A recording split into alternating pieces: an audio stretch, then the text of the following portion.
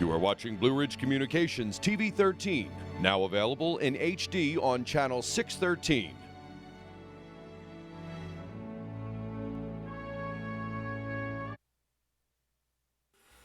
Stroudsburg goes for an undefeated regular season and the first ever outright Eastern Pennsylvania Conference North Division Championship. Meanwhile, Pleasant Valley tries to keep its district hopes alive and grab a piece of that title. It's Stroudsburg and Pleasant Valley.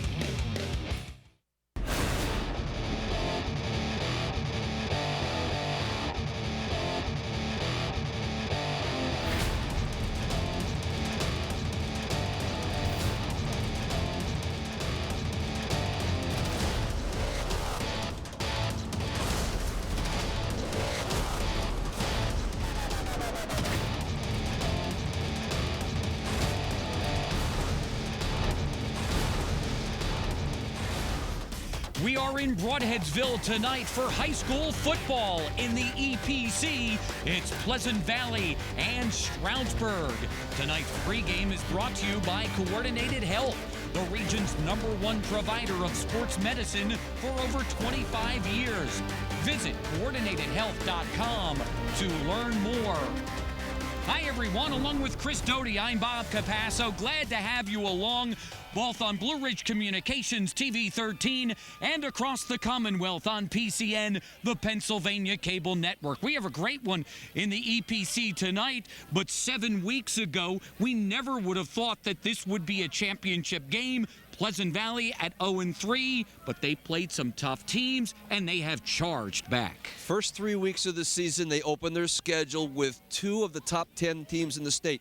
Didn't go well. Week 4 came along. They put a winning streak together, 6 in a row, looking for 7 tonight. The Mounties go for their first undefeated regular season since 1985. They will try and finish that off tonight. And when you talk about Stroudsburg, you have to talk about great tailbacks. And numbers-wise, they may have their best ever in Gerald Douglas, who goes for the big record tonight. He's 103 yards away from the school's all-time leading record, 1,654 this year, averaging 8.1 yards per carry, 20 touchdowns, can take it the distance anytime he touches the ball. This offense is not one-dimensional. Jake Jacobson has done an outstanding job of running the show and giving them a very good passing attack. At the beginning of the year, Coach Miller thought that he was just going to have a quarterback manage the running game. That is absolutely not the case now. 50% passer, 15 touchdowns, 3 interceptions,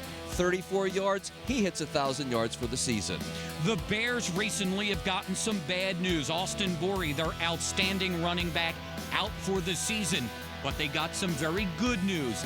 Eric Marbury steps into that spot, and they will match up with this guy, Brandon Keener, the excellent quarterback. Boy, has he stepped in and thrown beautifully. How about 16 touchdowns and 6 interceptions, completing about 56% of his passes, 164 yards a game. He is a good one. How about Marbury? He has stepped in the last 2 weeks and given them an outstanding running game with Borey out of there. Well, you don't lose a lot, Bob. He averages 8.1 yards per carry, 4 touchdowns. He's another one that could take it the distance anytime he touches the ball. Once again, the EPC North Championship is on the line. It's Stroudsburg and Pleasant Valley. The starting lineups and the opening kickoff are coming up.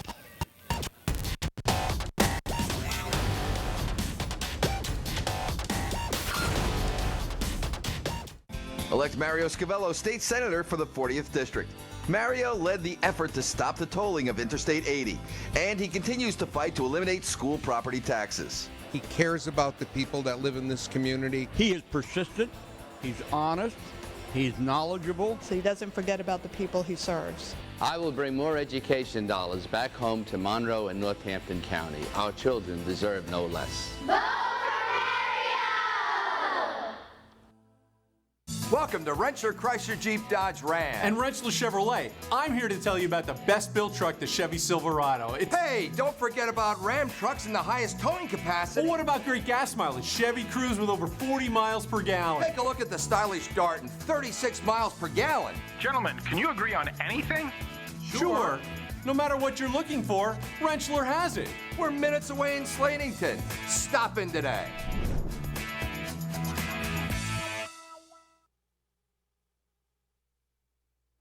Welcome back to Broadheadsville, Pleasant Valley, and Stroudsburg tonight. We talked about how this is a championship game in this way. Stroudsburg wins it outright with a win.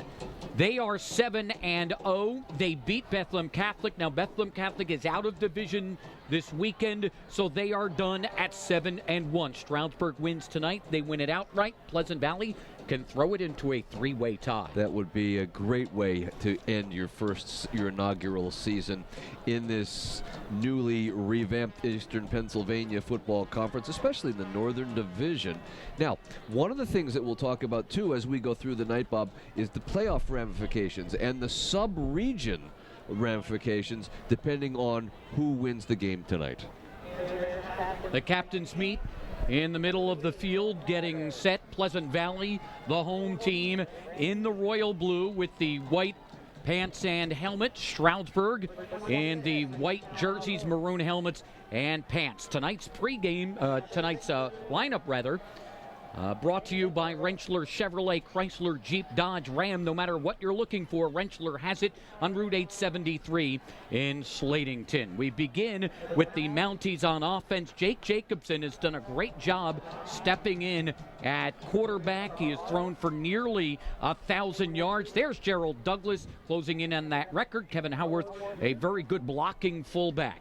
On the outside, Joel Ozemina is the wide receiver with T.J. Backer and Sean Davies, the slot back. Up front, Cole Secor, the center, Corey Nason, Stephen Trebuza, the guards, Jack Williamson, and Ryan Mozelewski are the tackles. Here are the Pleasant Valley Bears defensive front. Ahmad Curtis, Brian Joseph, Matthew Sheehan, and Matt Burke are the 4 down linemen. The linebacking crew will look like this: Brendan Kearns, Antonio Santana, and Noah Bard. And in the secondary, we'll go with Mark Barton, Tor Williams, Eric Marbury, and Tyson Calhoun. Here is the national anthem.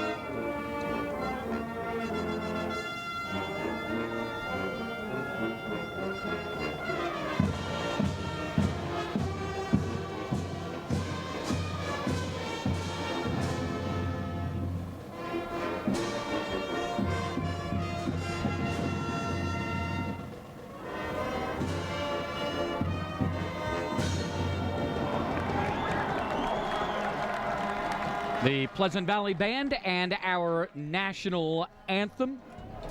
And here's the rest of tonight's starting lineups. Brandon Keener at quarterback for Pleasant Valley. You may remember Brandon Leap last year was a record-setting quarterback. Keener has done a great job stepping in. Trent Thomas is the fullback. There's Marbury, the tailback. You see him in your screen, number 3. Tanner Periscondo is the tight end. Kevin Cruz and Demetrius Green are the wide receivers. Excellent ones there. They are also without one of their better wide receivers, Naim Navarez.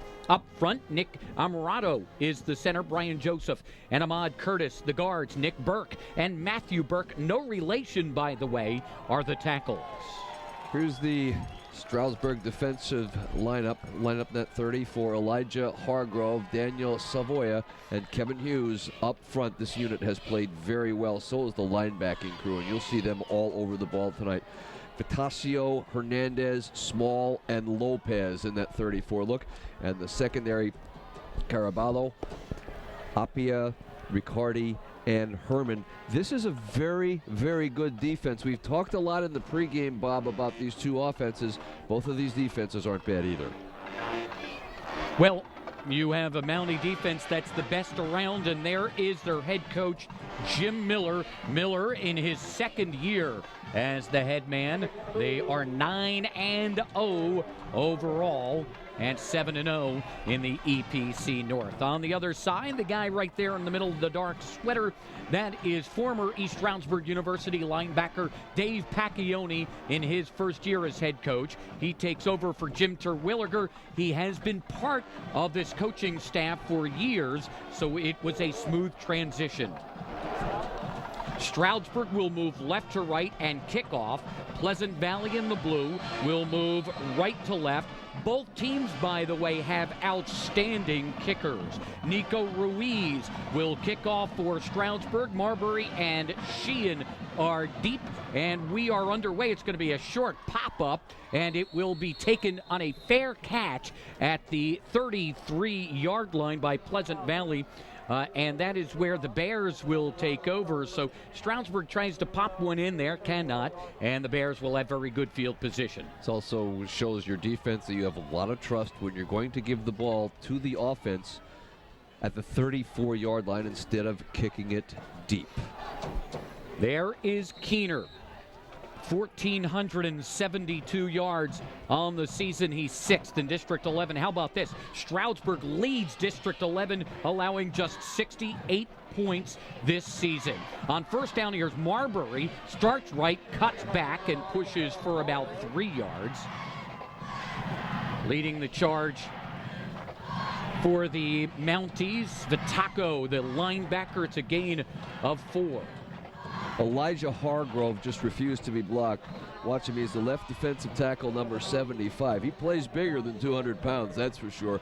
And he just slid down the line and caught Marbury before he was able to get through the hole.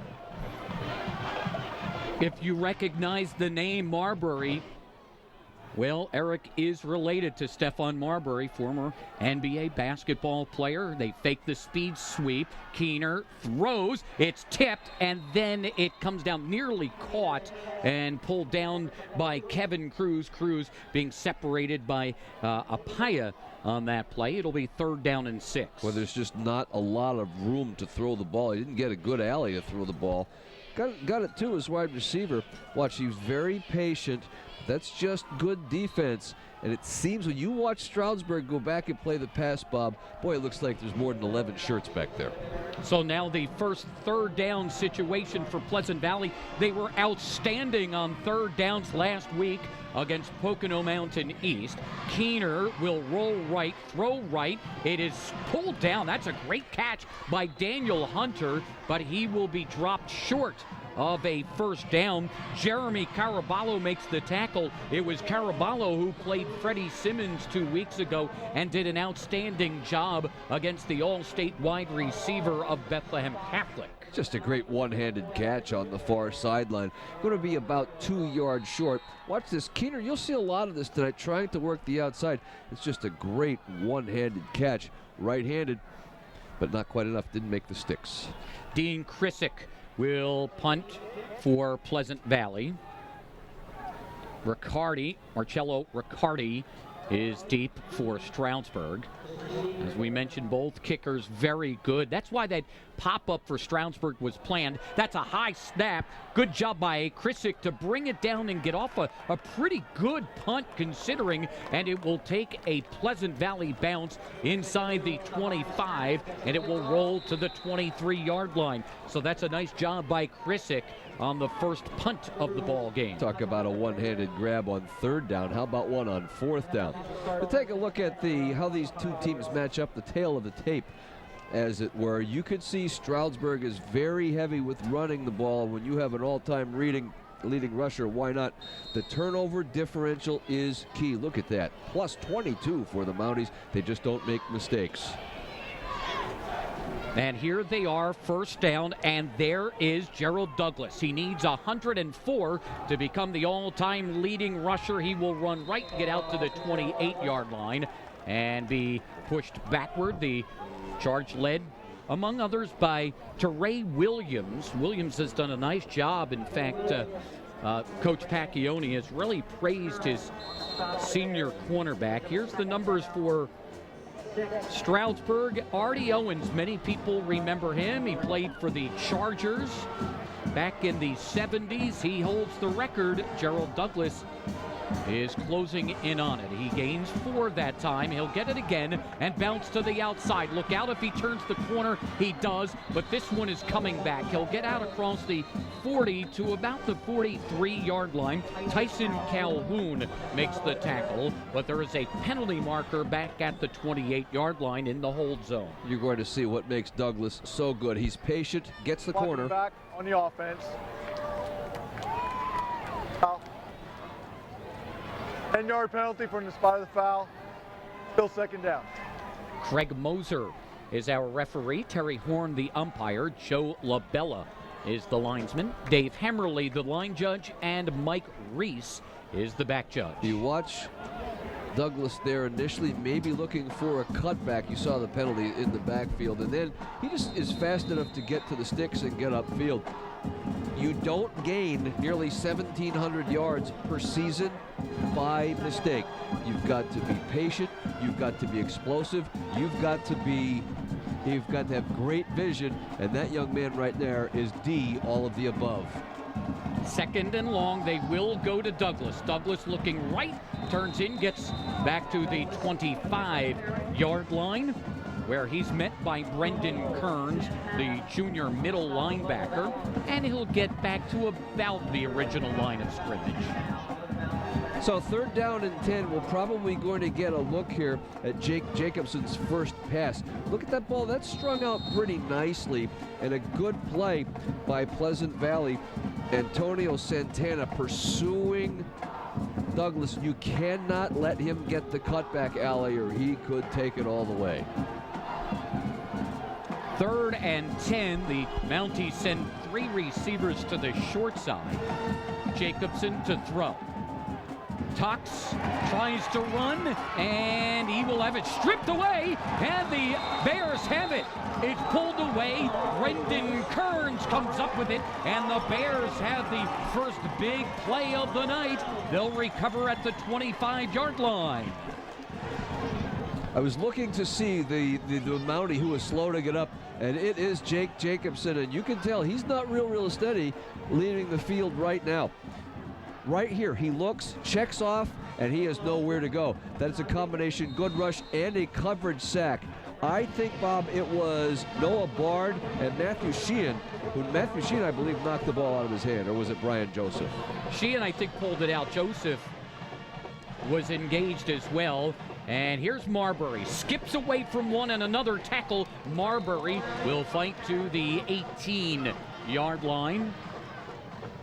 For the Mounties, it's Riccardi on the tackle after a gain of 8. Just a very patient run by Eric Marbury. Initially, how many yards after contact, Bob? Probably 4. He was hit about 2 yards upfield and bounced again for an 8-yard gain. Good run by Eric Marbury. Now it's Keener alone in the backfield. They send 3 receivers to the right, including Marbury, who had done a lot of work at wide receiver this year before having to move back to running back. Here's Marbury, slips a tackle, makes a move, uses the referee as a pick, and he will spin in for the touchdown. It's a 17-yard touchdown run for Eric Marbury, his 6th score of the season, and the Bears are on the board first. He looked almost surprised when he got to the second level.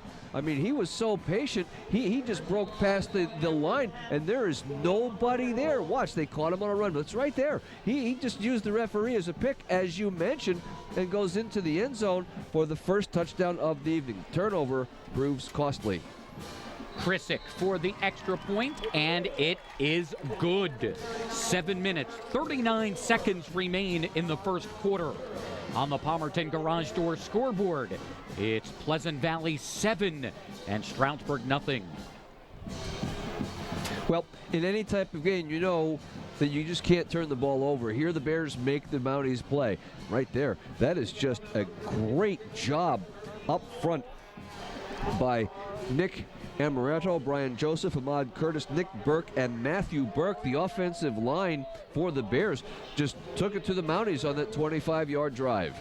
Like to welcome everybody watching across the Commonwealth on PCN.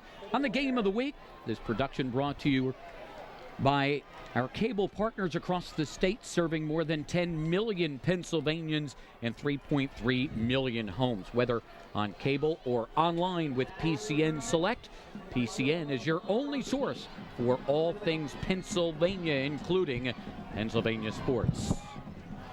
Persick to kick off.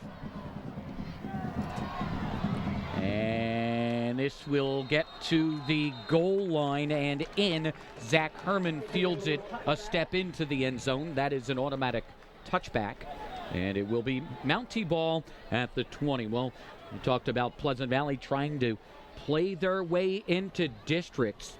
The top 7 are all in. Now remember, District 11 and 2 are in a sub-region in 4A. District 11 gets 6 of the 8, and District 2, or Williamsport, which is District 4, but would come through District 2, would get 2.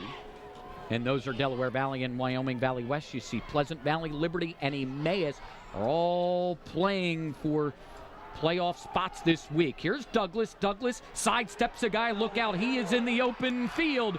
Douglas to midfield to the 40. He'll turn on the Jets. He has a blocker out there. Douglas goes 80 yards for the touchdown.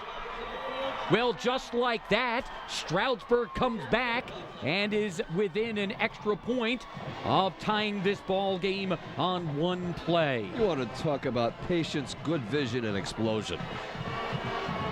This is a trap to the right with a cut back to the left, and he ends up going the distance. Watch here. Trap, good block. Look for the cut back to the left. Right there. He knew he could take it all the way. T.J. Backer with the key block on the sideline got him sprung for the touchdown. The extra point kick by Nico Ruiz is good, and this game is all tied up. 7 minutes. 25 seconds remain first quarter. On the Palmerton Garage Door scoreboard, it's now Stroudsburg 7 and Pleasant Valley 7. Well, the 80-yard run is never going to hurt your yards per carry average. And right there, I'm not so sure he was touched coming through that hole, Bob, because the trap block up front by Steven Zerba and Jack Williamson was just tremendous, and he just got to the second level. Once he got there, he knew he could take it all the way 80 yards for a touchdown. And just like that, Douglas is within 13 yards of that all-time rushing record at Stroudsburg. It has stood through many a great running back. I mean, there have been some outstanding guys who have toted the football for Stroudsburg, but that record has stood since the early 70s. Speaking of outstanding guys, there's one making his way up to the press box area right now. ESU head coach Denny Dowds. Fair catch called for, and then it's dropped, but the Bears are able to get back on it at the 25-yard line. So the Bears, with 75 yards to go, are going to try to control this game. Ooh, that's a tough one right there. You better make sure you get on it, because you're going to look up and see a bunch of white shirts coming at you. Better kickoff that time, Bob. The last one, remember, put the Bears at the 35. Now they'll start this drive at the 25-yard line. The funny thing about Denny Downs, you mentioned the head coach of East Stroudsburg University. He may be out to watch one of his former players, but if he did that, he'd have to be all over this state and the ones next to it. Keener's going to go deep. He has Cruz out there, and he overthrows him. Cruz got turned around. I don't know if he found where that ball was, and it is incomplete. Again, Dave Pacchioni, a former East Stroudsburg University Warrior, but this state and New Jersey and others are just dotted with former East Stroudsburg University players as head coaches, and maybe the most famous of them right now is out in Happy Valley. James Franklin. I would say that that's pretty fair statement. You also have a line coach for the New York Football Giants. coming through East Stroudsburg. Here comes Marbury to join Keener in the backfield. They will give to Marbury. He looked outside, then trying to go inside, and found Steven Hernandez there. Hernandez, an outstanding senior inside linebacker. That will gain just a yard. Steven Hernandez played that very well. It's a read option look. And Hernandez, you see, just crashes down toward the center, toward the ball carrier, and makes the play. Marbury had a big game last week in Pleasant Valley's win for the Old Oaken Buckets against Pocono Mountain East.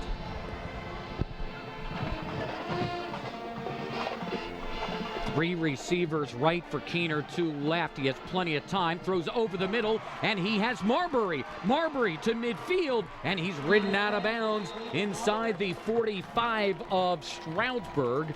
Run out by Apaya, and it'll be a big play and a first down for Pleasant Valley. Two things. What allowed this to happen was great protection up front. And Keener was able to stay in the pocket and check down and wait for Marbury to break into the clear.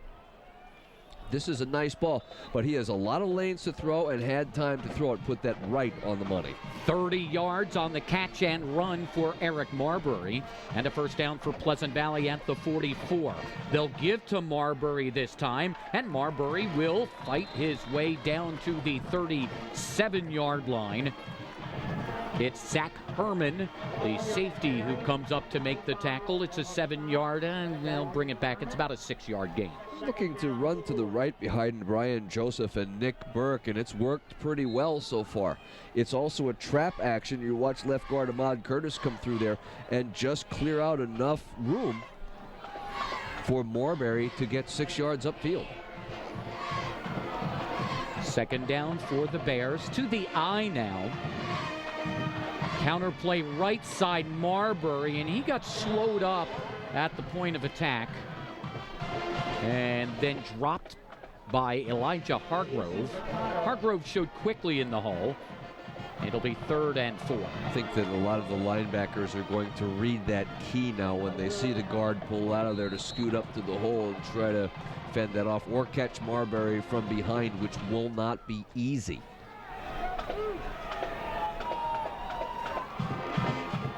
A third down. Chances to make this, by the way, I think. Yeah. Marbury will bounce to the outside. Now he tries to cut inside of Herman. He'll get to the 33-yard line where he's finished off by Riccardi, and that should be enough for a first down. It is. It's a 5-yard gain for Marbury, and the 3rd first down for Pleasant Valley. Giving a lot of credit to the offensive line, but this is pretty much Eric Marbury on this run as he gets to the left and gets off of the edge. Right here, he has nowhere to go. Right here, he has nowhere to go. Good cutback, and that's just sheer determination that gets him 5 yards in the first down. First down at the 33-yard line for Pleasant Valley. Play fake. Keener in the pocket. Pocket collapses around him, and down he goes. Kevin Hughes, the junior defensive tackle, is in there to record the sack. It's also a coverage sack, too, because Keener looked up and really had nowhere to go. He was looking on the outside on a crossing pattern of Daniel Hunter, and it took him a while to get there, and he just wasn't open. Good rush up front by that Mountie defensive line, and as you mentioned earlier on, this is a very, very stout defensive unit. Okay, you might move the ball between the 20s, but it's getting to be crunch time now for the Mountaineer defense. Second and long for Pleasant Valley. To that eye, they will give to I beg your pardon, they'll give to Trent Thomas. Thomas, a fullback, was in there as a tailback, and he will get down to the 26-yard line. He just looks like he's bigger than 195 pounds the way he carries that frame. Trent Thomas, the junior, 5'10", 195, once again got to the edge. On this side, you watch tight end Tanner Periscondo just seal the defensive end, or was it outside linebacker, and that gives your running back a chance to get upfield. That's a good block by Periscondo. Thomas will play an important role here for Pleasant Valley. I'll explain in a moment. 3rd and short. Thomas again. Nice hole. Now he cuts back, and he'll get to the 15-yard line for a Bear first down, brought down by Riccardi. Now, Austin Borey has been an outstanding running back for this being his 3rd year. He ran for 1,000 yards his first 2 years. Eric Marbury gave them great running in a secondary role. Well, he steps up and he does a very good job as the number 1, but then they lose their depth unless somebody like Trent Thomas steps up into that spot, and he has these last 2 carries. Well, so far so good. Marbury back in there. He'll get the give left. He'll put his head down and fight to the 10-yard line. So he'll pick up another 5, and Pleasant Valley steadily cuts its way down the field 5, 6, 7 yards at a time. What you like about both of these running backs so far, Bob, is that they are bracing themselves and securing the ball for contact. You're going to get hit against the Stroudsburg defense, but what they're able to do is to keep their shoulders square and keep the momentum moving toward the goal line. 2nd and 5 at the 10. In that I, Marbury, the I back, they'll give to the fullback. That is Thomas, and Thomas is stood up right at the line of scrimmage. It's the combination of Quentin Small and Kevin Hughes, or Quentin Small rather. That's and Hughes in there. That's going to be tough running because the successful carries have given the tailback options to go to look for the cutbacks or get outside. A fullback blast is going to be a tough sell against this Mountie defense. Give credit to Eddie Pagan, who's also in on that play. Marbury skips to his left, and he will fight and push the pile inside the 5-yard line down to the 2. That's a big run for Marbury. It's a 1st and goal for the Bears. Well, you mentioned he skips to his left and his right. That's very, very accurate. You're getting the handoff deep, and you're giving your tailback options to run. You pick the hole. If you just run straight blasts at this defense, there's not too many places to go. Watch this yards after contact. Boy, he just drags the Stroudsburg defense for 4 yards and a 1st down. 1st and goal from the 2-yard line. Marbury sidesteps a tackler, and he is in for the touchdown. Boy, somebody showed immediately. It was Jason Vitaco, the inside linebacker on the blitz, and Marbury just stepped to the side and found the hole for the touchdown. Well, this is all Marbury, because right there's just not a lot of running room to go. He did get away from Vitaco, and once he got away from Vitaco, it's not easy sledding, but it's only 2 yards and a touchdown. It's his 2nd touchdown of the night. 13 plays, 75 yards on the drive. Krisick for the extra point, and it is good. 1 minute, 10 seconds remain here in the 1st quarter. On the Palmerton Garage Door scoreboard, it's Pleasant Valley 14 and Stroudsburg 7. Well, that's a 75-yard drive for the Pleasant Valley Bears, and Eric Marbury took a lot of the yardage on the ground. Remember, the key was that 3rd down pass that Keener hit, and right there is your touchdown. Now remember, Stroudsburg's defense has been outstanding this year, especially coming out of the locker room. In the 3rd quarter, they outscored teams 75-13. In the 1st, they had outscored teams 78-14. So they had given up just 14 points all season in the 1st quarter. Pleasant Valley has done that in this game alone. And what makes the 14 points legitimate here, Bob, is that 75-yard drive. Quickly scores from up the line. Delaware Valley leads Wallen Pawpack 7-0 in the 1st. Scranton over Abington Heights 3-0 in the 1st quarter. Here's Krisick to kick off. And this will be Herman at the 6-yard line. 20, 25, he breaks away. A penalty marker has flown, and another one comes in. Herman to the 30, and Herman out of bounds at the 22-yard line. But this one is coming back. The tackle made by Trent Thomas, and there's laundry all Blocking over the back field. on the kicking team. Yep. 10-yard penalty from the spot of the foul. First. Well, the penalty flag is back at the 26-yard line. See if we can get a look at it here. Once again, very, very patient run. We just missed it. We just ran right by it. And there was another one right there. So a very patient run by Zach Herman. It's all going to go for naught. Take a look at it right here. Right here is your block in the back. And that was the first defender to touch the ball carrier. And you have another one right there. So essentially, it's 2 fouls. They'll take the one, of course, that was closest to the goal line. So it brings Stroudsburg back to the 16-yard line. Once again, Gerald Douglas needs 13 yards to pass Artie Owens for the all-time leading rusher in Stroudsburg history. Artie Owens came in with 3,933, and Douglas came in at 3,830. And here's Douglas on the give. He'll cut back, get to the 20-yard line, and get gang tackled there. They'll mark it out at the 21. Let's see, one official standing at the 21, the other is at the 20. And the man at the 20 wins. It's a 4-yard gain. I was just going to say, do you think you're going to see number 21 carry the ball anymore here in the first quarter? You'll see him one more time. I mean, you're at the point of the field right now where you really need to make a first down to give your offense some room to operate at its full capacity. Second down, play fake.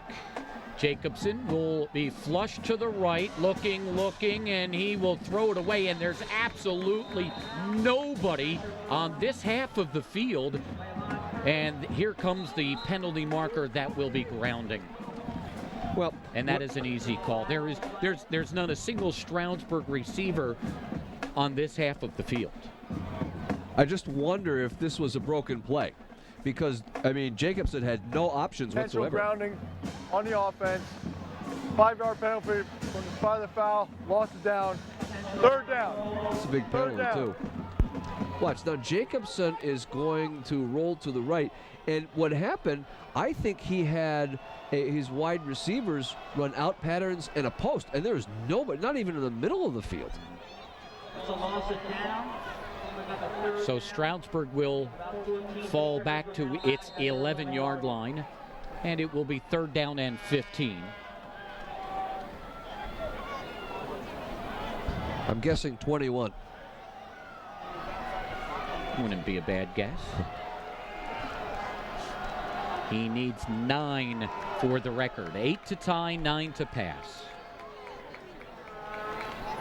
Jacobson to throw. Now he steps up, throws deep over the middle, and it is, I believe it was tipped at the last moment. Riccardi, who made a great catch for a touchdown against Bethlehem Catholic, was the intended receiver. Marbury and Chase Doherty were deep, and one of them might have reached up and gotten a fingertip on that one at the last moment. Because it looked like it was going to hit him in stride. This is a very, very good ball by Jacobson, and under a little bit of pressure, he knew he was going to get hit. Ooh, I don't think Marbury got there. An outstanding shot that is by our camera crew as well. Nico Ruiz punts, and he punts it off the side of his foot. It will go out of bounds, and Pleasant Valley is going to have fantastic field position at the 23-yard line of Stroudsburg. Well, this is just one of those things where you just hit it off the side of your foot. When we come back, Pleasant Valley will be looking to take a 2-touchdown lead here on the Palmerton Garage Door scoreboard. It's 14-7. Bears lead the Mountaineers.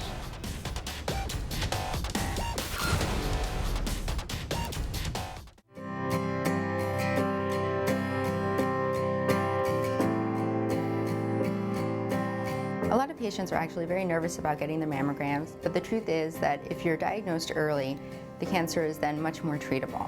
At Coordinated Health, we truly have all the tools necessary and the personnel who are trained in how to use those tools, and much better success for long-term survival. Early detection is what saves patients' lives.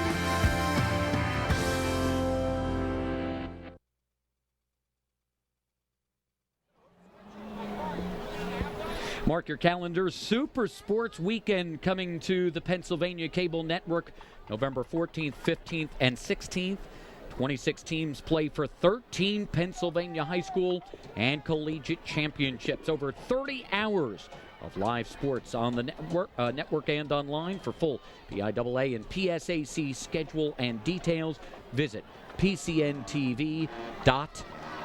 Of course, part of that weekend on the PSAC championships, and then later on, of course, the state football championships. Always a fun weekend on PCN. First down, Pleasant Valley from the 23-yard line. Here's Marbury sweeping near side, trying to turn the corner, finally turns and will cut up and get to the 14-yard line where Jeremy Caraballo makes the tackle. You know, we've been on the Gerald Douglas watch, but that young fellow right there has had himself a good first 12 minutes of football.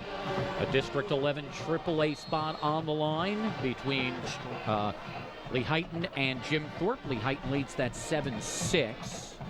And how about North Schuylkill looking to finish at 10-0. North Schuylkill with a 27-0 lead on Panther Valley in the second quarter. 2nd and 1. Marbury on the give, puts his head down. And look at him turn around the defender and get to the 10-yard line, and he churns his feet for some extra yardage, brought down by Kevin Hughes. It'll be a first down for Pleasant Valley. Just sheer determination. I mean, if he doesn't get excellent blocking, which he has most of the evening, he just takes it by himself. That's just finding a little crease in between the guard and the tackle and slithering through and getting a first down. They'll mark it right at the 10-yard line, so it will be first and goal for Pleasant Valley. Marbury with 69 yards on 12 carries with 2 touchdowns so far.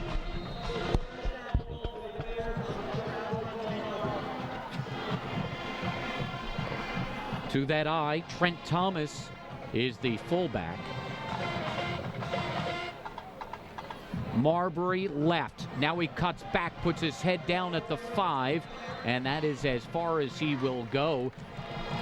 It is a 5-yard gain. It will be second and goal from the 5. Daniel Savoy makes the tackle, and now Savoy goes out.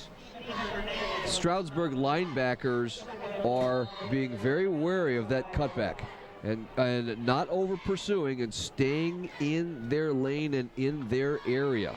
Steve Hernandez also in on the tackle. It'll be second and goal from the 5.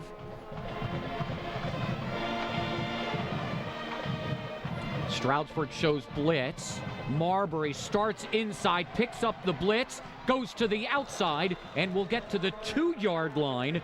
Riccardi makes the tackle, and it will be third and goal from about the 1.5 yards. Riccardi had him. Steven Hernandez right there. That young fella made sure that Marbury was not getting into the end zone.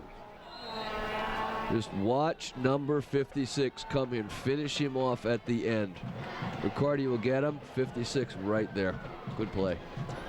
Third and goal. They'll mark it right up at the 1-yard line. Thomas straight ahead. Now he and Keener have trouble as to who was going to take the ball, and the Mounties look like they have held for the moment. Bethlehem Catholic had first and goal from the 5-yard line, second and goal from the 3, third and goal from about an inch or two away, and fourth and goal from the same. And Stroudsburg held to hold on to their victory 2 weeks ago against Bethlehem Catholic. They will try to do it again here on fourth and goal from the 1. Trent Thomas just landed on a pile of players and rolled over because he was stopped at around the 3. And I believe PV is going to take a timeout here. We have a clock problem. No, Pleasant Valley will call timeout. If you had a shot of that third down carry, Thomas had trouble in the exchange with Brandon Keener, got the ball and actually rolled on top of players who were laying on the ground to get closer to the goal line. Here's the way Pleasant Valley's schedule has gone. Now look at the first 3 teams, especially 1 and 3. Easton is undefeated. Whitehall is 7-2. Bethlehem Catholic in their division is 8-1. I remember the number after 5 weeks, the 3 teams that Pleasant Valley had lost to were a combined 15-0 to start. So in their crossovers, because in the EPC you get your 8 division games and then 2 crossovers, they ended up drawing Easton and Whitehall. MVC champs, Mountain Valley champs, which is where they came from, 3 times. All were shared, by the way. Fourth and goal from the 1-yard line. Will Keener keep or will he give? He'll pitch to the outside. Marbury finds the seam. He has his 3rd touchdown of the night. Well, they were not going to run between the tackles. The Mountaineers made sure that was taken away. And Marbury, with great acceleration, just able to jolt into the end zone from 1 yard out. And there was Austin Borey to congratulate him. Right there. That's just eluding the defensive back and getting into the end zone, and a 2-touchdown lead now for the Bears. Krissick for the extra point. And it is good. 8 minutes, 57 seconds remain here in the second quarter. Pleasant Valley has a 2-score lead. On the Palmerton Garage Store scoreboard, it's PV 21 and Stroudsburg 7. Well, we showed you Pleasant Valley's schedule, and those first 3 games, even though they were losses, really toughened them up, and they have been ready for this run. Now, if you go back to week 2 in Bethlehem Catholic, they actually had a 3-score lead, and then a thunderstorm came through. They had to wait for about an hour and a half and came back, and Bethlehem Catholic was able to regroup and come back to win that game. So Pleasant Valley could easily be coming into this game at 7-2.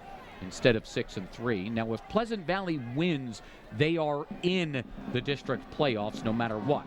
If they lose, they will need Emmaus to lose to Parkland and Liberty to lose to Freedom to be assured of getting in. It's that fun time of the year. Herman at the 4-yard line. Herman had a great run back called back last time. He'll take it out to the 34-yard line, and that's an excellent play by Kevin Cruz with a blocker there. There's Austin Borey. He's got a big smile on his face, although we talked to him before the game, and it hurts him so to not be able to play in this one. Well, you're a competitor, and Austin Borey, just, you know, it's not just but we talked to him before the game. It's not just a boo-boo. When you're talking about a hamstring injury, and you can't mess with those. You really can't. Here is Douglas. Will he get the record? Yes, he's got it. 45, midfield. Gerald Douglas takes it to the 47-yard line, and Gerald Douglas is now the all-time leading rusher in Stroudsburg High School history. Well, it's a burst of speed. You know, he's giving credit to his lineman up front, which is certainly He gives them a pat on the back. We have some more whistles now. They're asking the clock to start. But Gerald Douglas just sees that crack and races right through it. And now you're watching Stroudsburg's all-time leading ground gainer. Here he is again, running right, looking for a hole, hesitates, and then turns it on. He's got such great vision and acceleration. He will take it to the 40-yard line. That will be a gain of 7. Running behind Corey Nace and Jack Williamson on that right side. And he's tough to bring down. This is not the biggest running back you're going to see. You see he bounces off, and there he just drives the Bears 3 yards upfield. He has 4 games of 200 yards or more. They'll go to Howard, the fullback, and he will push the pile to the 32-yard line. That is a gain of 8. All of the backs who've carried the ball so far this evening have shown the ability just to power themselves upfield. I'm very impressed with the way both of these teams are running the ball. Difference in this ball game, Bob, has been a turnover and a bad punt, or a shanked punt, I should say. First down at the 31-yard line for Stroudsburg. Douglas left, and the pile will fall on him at the 28-yard line. Among others, Antonio Santana is there on the tackle. You watch Gerald Douglas gets the ball. He's not that far behind Jacobson. He's about 5 yards behind. When Pleasant Valley is giving it to their tailback, he's 8 yards behind the quarterback. So a little difference in philosophy there from Coach Jim Miller, his second year at Stroudsburg, of the running game. Boy, you can remember the old Mounties running attack where the splits were like literally 0. In the little hesitation, Douglas tries to get outside, puts his head down and spins for a couple of extra yards. Met on the outside by Dennis Clark. And that'll bring up a 3rd and about 3 here for the Mounties, and certainly 4 down territory, unless they would go to Nico Ruiz, who, by the way, has a 47-yard field goal earlier this year. He has kicked field goals of 47, 43, and 23 this year.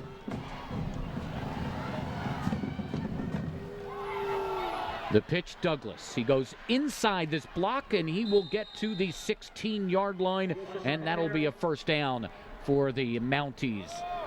The great ones make it look so easy. He does not look like he's at full gallop or at full sprint when he takes this pitch. Just watch him. Watch how patient he is right here. Looking, cut back. You know, just hold on to the ball. I'm going to get 7 yards, and you'll tackle me, and you'll carry the next time, and I'll get 7 yards, and make it look so easy. Ridden down by Matthew Sheehan. First down at the 16. The throw right side, knocked down by Sheehan. TJ Backer was the intended receiver, and Sheehan got that big mitt up there and knocked it down. Not so sure if that was just going to be a skinny post or what that was. It looked like it was, everybody was not on the same page. 2-step drop, and I don't know if it was a stop pattern or what was going on, but no alley really to get the ball to the wide receiver. Ozemina left. Backer wide right. They'll go to Douglas. Douglas trying to get outside, and he will get to the 12-yard line, met on the corner by Chase Doherty, the junior safety. Actually, Doherty is playing more of a cornerback at this point, and it's a gain of 4. If Doherty doesn't make this tackle, it's a touchdown. There's no doubt about it. That is a very, very solid open field tackle by the 6'1", 165-pound junior, because he gets that cutback right there, he is gone. Yeah, right the first time playing that deep safety. He is not the starter, but he has come in and made a couple of nice plays. 3rd down, here's Douglas. Douglas looks outside, there's nothing there, so he cuts back and will get to the 6 or 7, and it is a big difference between the two. 6 is a first down, 7 is 4th down, and it will be 4th down at the 7-yard line. Well, they're going to go for this. There's no question about it. And I'll be very, very surprised if number 21 just doesn't get it off tackle. So here it is, 4th and 1, and it's a big play here late in the second quarter. In the eye, actually they will keep it in the hands of Jacobson, the quarterback. He gets pushed back, but is able to get to the 5-yard line, and that is enough for a first down. Or you can just let your 6'3", 188-pound quarterback take it right over the center for a first down. Your 6'3", 188-pound quarterback, who is also a wrestler, correct, fight his way straight ahead. Yeah, I'd be feeling pretty good about this if I were Coach Miller. And that's a good surge once again by that offensive line from Stroudsburg, who has played very, very well so far this evening. So it's first and goal from the 5-yard line for Stroudsburg. They go back to Douglas. Douglas goes right, bounces off a tackler, spins off another, and he is in for his second touchdown of the night. So Gerald Douglas has Stroudsburg back in the ball game on the 5-yard touchdown run. Boy, isn't it just pretty easy to call plays when you have number 21 back in the offensive backfield? He can make something out of nothing. He can take it all the way, which we've seen. He can pound it in between the tackles. Very, very impressive ball carrier. The extra point kick by Nico Ruiz is good. 4 minutes, 10 seconds remain here in the first half. On the Palmerton Garage Door scoreboard, it's now Pleasant Valley 21 and Stroudsburg 14. Get you up to date here a little bit while you do a little catching up. Marion leads Tamaqua 21-0 in the second quarter. Up north, how about this? Montrose leads Honesdale 8-0 in the second quarter. Boy, if that happens, Honesdale might miss any playoff possibilities whatsoever. Northwestern Lehigh leads Catasauqua 21-7. And that's what I have. My partner will fill you in with what he has as well. Marion leads Tamaqua 21-0. Marion already has locked down a District 11 single A berth. Berwick has locked down a District 2 triple A berth. 28-0. They lead Hazleton at halftime. Lehighton leads Jim Thorpe 20-6. Lehighton with a win would clinch a District 11 AAA berth. Jim Thorpe would need to win that game and have Blue Mountain lose to make districts. This one is going to send the Bears back into the end zone as they kick this one deep. And it will be Stroudsburg, a Pleasant Valley ball rather, at the 20-yard line. When we were down on the field in pregame, Bob, we mentioned that the team moving toward the scoreboard end also will have the wind at its back. You can see that when that ball was kicked. Nico Ruiz took full advantage of it. The 190-pound senior knocked it a couple yards into the end zone. How about this one? Southern Lehigh and Salisbury are tied at 14. Southern Lehigh, Saucon Valley, and Northwestern all came into the night tied for the Colonial League lead with one loss. Salisbury, I thought, was pretty impressive last week to stay in that game with Palmerton despite turning the ball over 6 times. Keener's going to roll right, roll, and he throws this one away. He wanted Demetrius Green, and he just threw that one to his coach on the sideline. Jeremy Caraballo was back in coverage. Once again, just nowhere to go. Good pressure on Keener, and there's nobody open. Remember, Stroudsburg is the #1 defense in the East Pennsylvania Conference. And the 2 touchdown drives by Pleasant Valley, 2 of the 3 have been less than 25 yards. The pitch is to Marbury. Marbury gets to the outside and then gets smothered at the 23-yard line. He'll pick up 3, maybe 4, depending on the spot. And it will be 3rd and long for Pleasant Valley. Dave Pacchione definitely wants a first down on this play because you don't want to give Stroudsburg the ball with 3 minutes to go in the half and a chance to tie the game, because remember, the Mounties will get the ball to begin the second half. So this is a pretty big play right now for the Pleasant Valley Bears. They need 7 yards and a first down. Keener to the shotgun. He has Thomas in the backfield next to him. He sends 3 receivers right, and that might not be exactly what Coach Pacchioni wanted.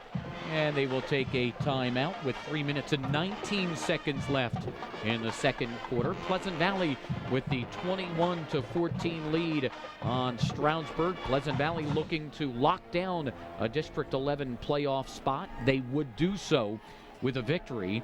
With a loss, they'll have to watch the scoreboard, including having to wait till tomorrow because Liberty and Freedom will play tomorrow, not tonight. So the agony will carry over into next week if they don't take care of business. And you did a good job of explaining to the folks across Pennsylvania what's happening here. If you looked at the top 8, you will see 3 District 2 teams in that top 8. However, only 2 of them could make it. So right now, even though Pleasant Valley is number 9, they would leapfrog Scranton and get in at that number 8 position.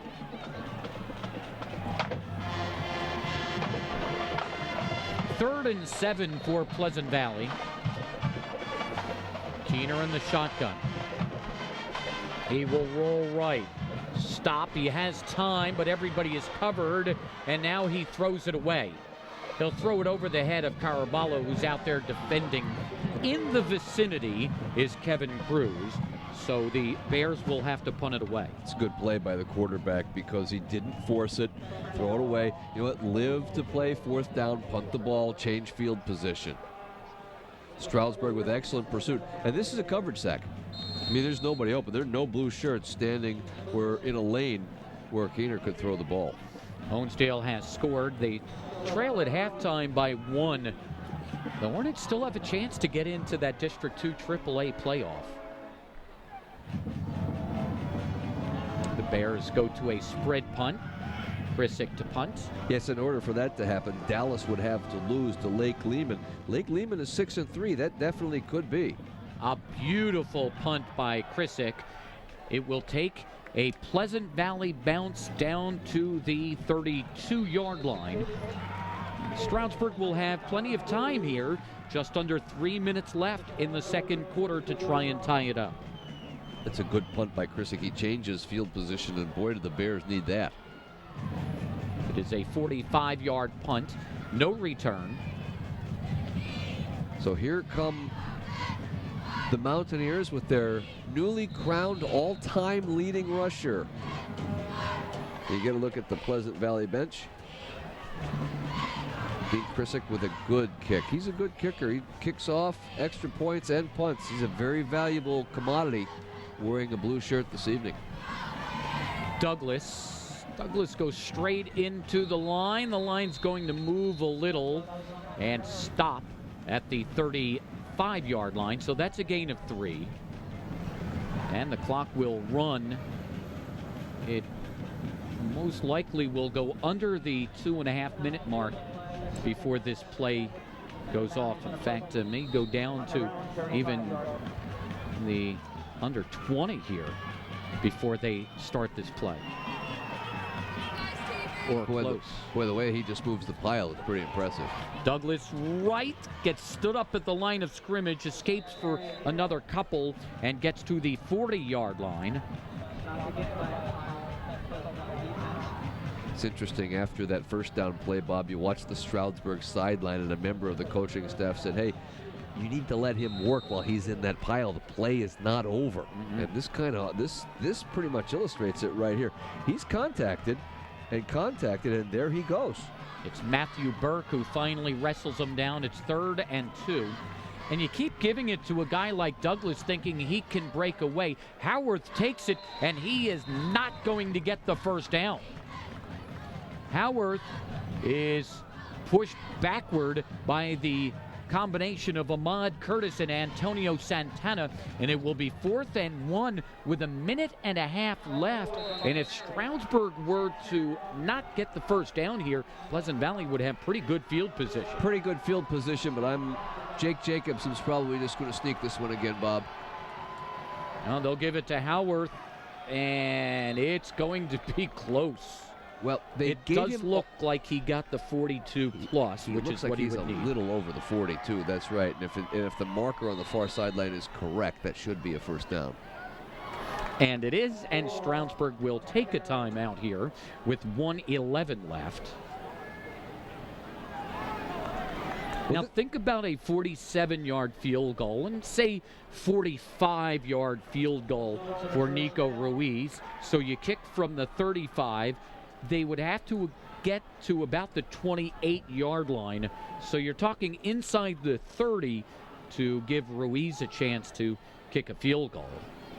Well, and on a play like this, I mean, Stroudsburg has timeouts in the bank, too. I mean, you can go play action pass to Douglas and get it to one of your wideouts and try to make a play. 3-4 yards per carry isn't going to get there with 1:11 to go. They need a play of 20 plus yards or 15 yards in order to get themselves in position to kick that field goal.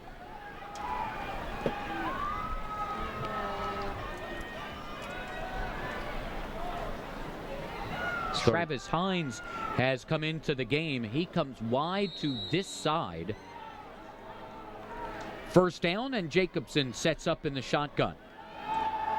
He has time. Now he runs out of time. Will buy some more. Roll this way. Fire this way. It is complete for a first down to Marcello Riccardi.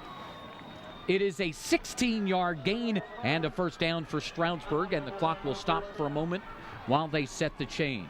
But you might see a play like that again, and watch Jacobson, very, very patient, scoots out of the pocket, rolls, and throws a strike to the sideline. Jacobson to throw again over the middle, and it is incomplete. He threw it a little bit low for Ozemina.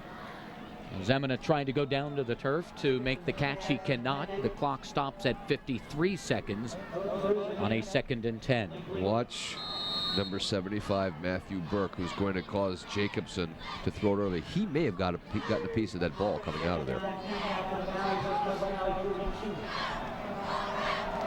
Remember, Mike Nicorak was last year's quarterback. Well, Mike Nicorak is throwing 97-mile-an-hour fastballs, so he did not play football this year. They'll go deep, and that's overthrown. He wanted Backer, and Backer was well covered by Teray Williams. Mike Nicorak was an outstanding quarterback, but he is so much better at baseball. He is a pitcher. He has played in a lot of the touring games. In fact, he had an appearance on the MLB Network in a game that was played at Wrigley Field. He started the game. It was one of those showcases, so he only went 1 inning, struck out 2, and got a ground out on the other. And they are talking about Mike Nicorak being a top 3 draft pick in this year's Major League Draft. So it really didn't make sense for a guy like that to come out and play high school football. As much as you'd love to see him here, it was wise for him to hand it over to Jake Jacobson. I'm sure he has the blessings from his teammates, too. Jacobson buys some time, throws for Backer. Jacobson was being chased in the backfield by Antonio Santana, and it will be 4th and 10.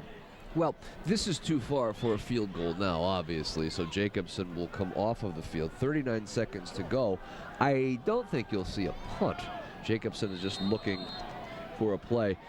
The Bears have gotten some pressure, and on the 3rd down play, Jacobson was hit. I'm sorry, on the 2nd down play, Jacobson was hit. That one he was flushed and had to go to his left and just threw it behind his intended receiver. Jacobson is just 1 for 8 for 16 yards so far. Of course, Gerald Douglas has become the all-time leading rusher at Stroudsburg. He has 158 yards on 14 carries, and my quick math gives him 3,988 yards in his career. It's a pretty solid bet that he's going to hit 4,000 at some point tonight, I would say. Artie Owens through 1971 at 3,933 yards. Walterique Mosley broke the single-season rushing record 2 years ago that Owens had held since 1971. 4th down and 10 here for Stroudsburg, trying to keep this possession alive with 39 seconds left in the half. Douglas in the backfield with Jacobson. Jacobson will roll right, Douglas on the block. Jacobson steps up, fires. That's complete to Riccardi for 14 and a first down for the Mounties. Probably just going to get a quick spike here now by the Mounties. They are within field goal range now, Bob. And Pleasant Valley's going to end up with too many men on the field.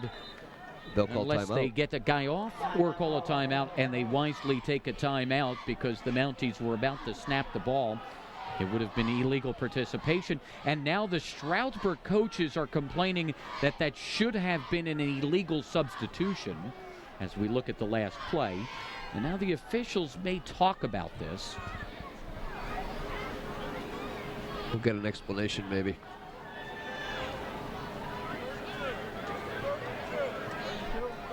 I think they want more time on the clock. They want to put 32 seconds on the game clock.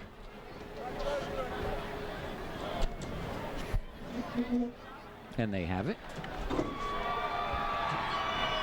That was pretty good. You stood up out of your chair ready to say something. It just automatically went to 32. See, that's why some people are in charge. Remember, the official, while he has our microphone, he does not have a stadium microphone. Well, Coach Miller is gathering his troops and telling them, we're not in a real big hurry now. We are within scoring range. We can still run our offense. The Mounties with one timeout left, so that is key. Just in case they do have to kick it. Jacobson in the shotgun. He has Douglas to help him out there. Jacobson with time. Now he's flushed. He will come to the near side. If he escapes, he has some room. He gets turned back in. Now he will run to the far side. He weaves his way. He ran about 40 yards to get 5, but he does get out of bounds with 18 seconds left, and they are within field goal range for Nico Ruiz. Which we won't see probably right now. That is your longest 4-yard run you're going to see. And he does a good job. Right here, Coach probably say, no, no, no, no. Watch Sheehan come up here. That's a good job by Sheehan to get out here and turn him back in, or else he has this whole half of the field to run. It's a good job. He ends up pushing the Jacobson out of bounds, too. Now they want to reset the clock to 21 seconds. And they do so. Those are pretty good hand signals from the coaches down there.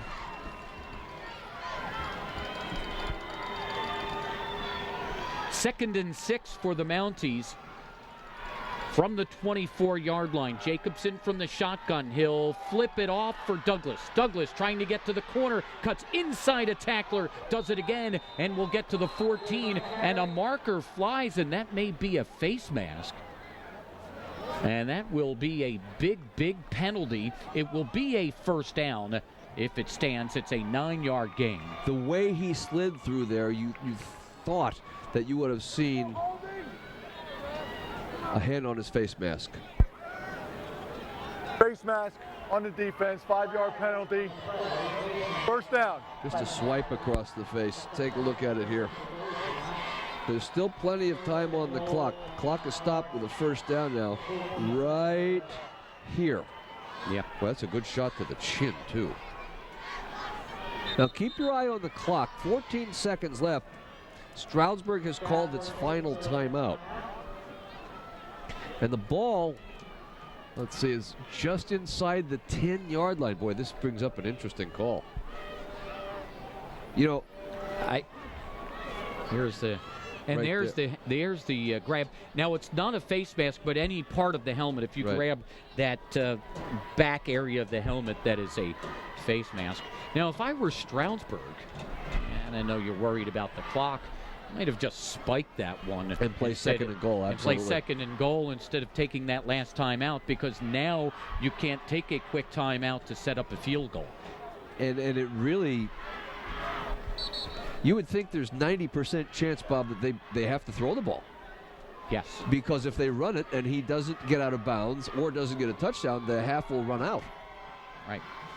I mean, your best offensive option is the running of Douglas, but unfortunately not here. I mean, he can get 8 yards and the half would be over. He needs 9. They will throw. Fade right side. In or out? In. Touchdown. It's T.J. Backer with the touchdown catch. Boy, a lot of good things there. First of all, Jacobson delivered the ball to only where Backer could catch the ball. What a beautiful throw from Jake Jacobson. It's his 16th touchdown pass of the season to Backer, his 8th, and here it is. On White. I was wondering why. Yep, he had it. That's number one. That's pretty good defense out there by Torrey Williams. Now Williams turns around. He might have a little bit of better shot, but what did he do? He reached for the ball. He tried to get in the receiver's vision. Not much more he could do. That's just a great throw and a great catch. Ruiz for the tie. He's got it. And this game is all tied up with 7 seconds left. On the Palmerton Garage Door scoreboard, it's Pleasant Valley 21 and Stroudsburg 21. 62-yard drive, 2 minutes and 52 seconds to end the second quarter. And I'll tell you what, that changes the complexion of this football game. Because Stroudsburg is saying, you know what? Pleasant Valley had 3 touchdowns on us. Remember, 2 of those 3 were 25 yards drives or less. I think Stroudsburg goes into halftime here, Bob, feeling pretty good about itself. And what a way for the Mounties to squeeze everything they could out of that last drive.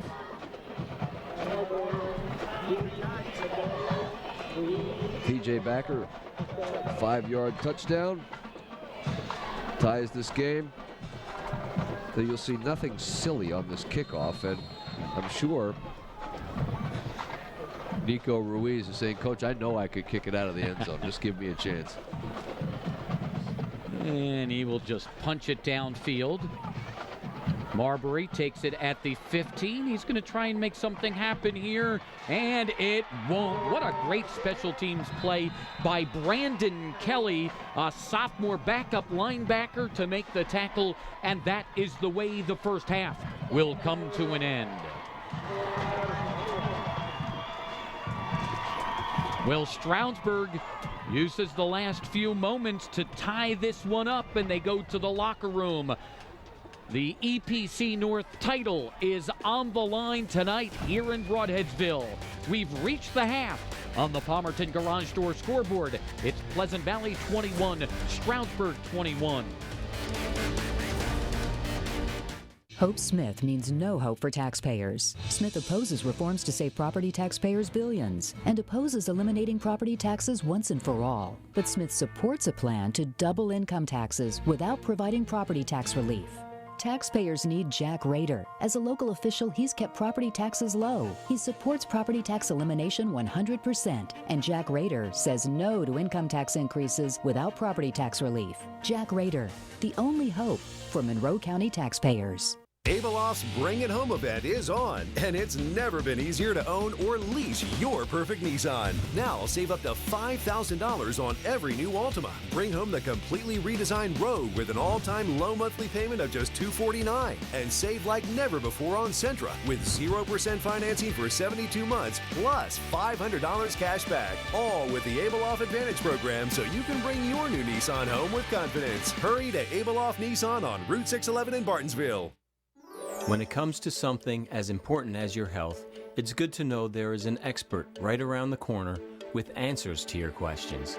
We have been serving the Northern Lehigh area with the same dedicated service to our community and your health for over 50 years. Stay well this flu season with a flu shot being offered now at Bechtel's Pharmacy. Bechtel's Pharmacy. Let our family take care of your family. One of the common problems we get phone calls about is power outages. All garage door openers have a manual release located directly above the door. Disengage the garage door by reaching up for that red cord and pulling down on the trolley assembly. Once the garage door is in the manual operation, you'd want to secure it with one of the locks that should be provided on the door. When the power is restored, do the reverse of disengaging it to put it in your manual mode. If you're having a problem with your garage door opener, please feel free to give us a call here at Palmer & Garage Doors Incorporated. Welcome back to Pleasant Valley High School in Bronxville, Pennsylvania. Those of you watching on the Blue Ridge Communications TV 13 system, and also those of you watching us tonight on the Pennsylvania Cable Network, we welcome you to Monroe County, where tonight's halftime entertainment is brought to you by Carbon County Music and More, your one-stop source for all things musical at 115 South 2nd Street in Lehighton. With everything from instruments and sheet music to strings and accessories, it's the small town music store with big savings. Senior night and homecoming here at Pleasant Valley High School. You get a look at the court of participants. Good looking group of young men and young women here in Broadheadsville. And when we come back, we'll have the Pleasant Valley High School Band. Hope Smith means no hope for taxpayers. Smith opposes reforms to save property taxpayers billions and opposes eliminating property taxes once and for all. But Smith supports a plan to double income taxes without providing property tax relief.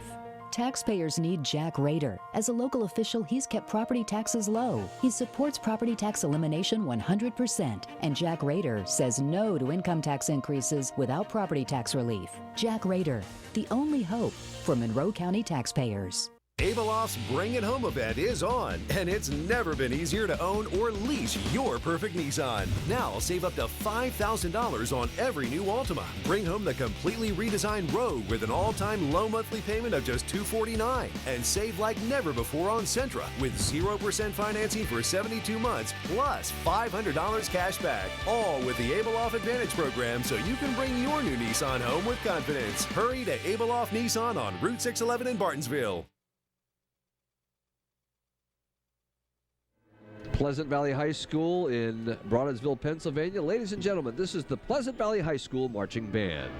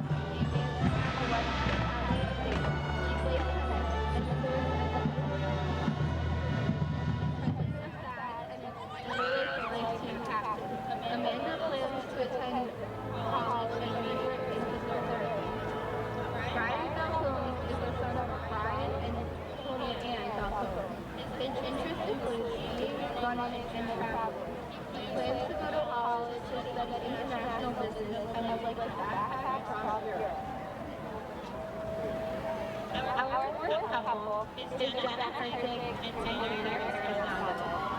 Jenna Hertig is the daughter of Paul and Diana Hertig. She serves as an officer's dad and is a regional MC at FBLA competitor. Additionally, she dances competitively for Dance Till Dawn, has been the varsity girls soccer manager, and is a 5-year active participant in the West End Relay for Life. Jenna plans to attend a 4-year university to earn a degree in marketing. During her collegiate academic career, she would like to participate in a study abroad program. Tanner Carrascondo is the son of Andy and Tony Carrascondo. Tanner is a member of the varsity football team. He plans to pursue a degree in nursing and play football in college.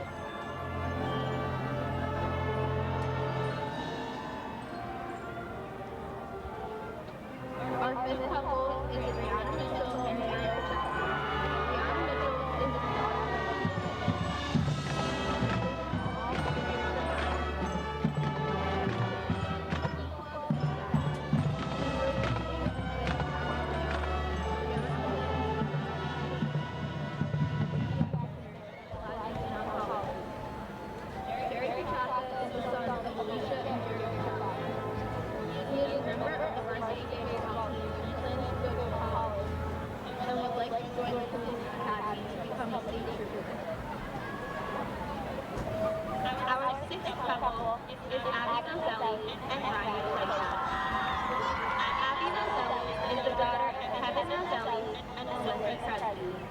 She has participated in medicine, field hockey, cheer, and track.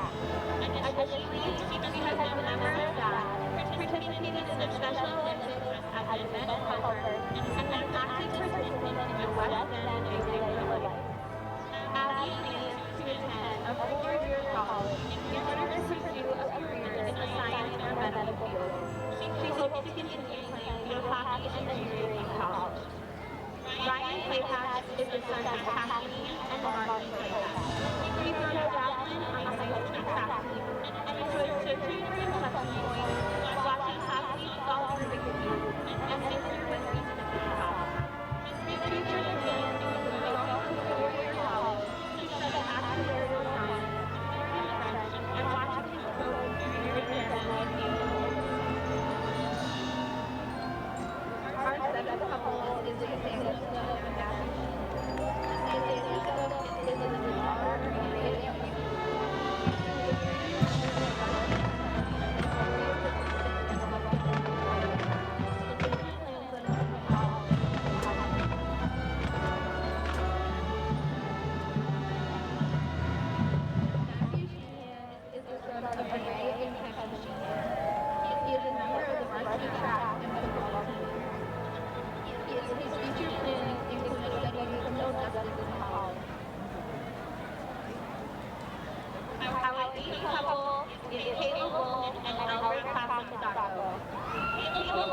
is the daughter of Paul and Kristen Bull. She is the current president of the National Honor Society, Diversity Club, vice president of the Field Club, and is a member of the Varsity Scholastic Scrimmage team. Kayla plans to attend Boston University and double major in international relations and political science. Elliot Capistaco is the son of Joseph and Tanya Capistaco. He is interested in playing guitar and is the treasurer of the National Honor Society, vice president of the Diversity Club, and secretary of the Field Club. Elliot plans on attending New York University to major in global business. Ladies and gentlemen, let's hear it for the 2014 Pleasant Valley High School Homecoming.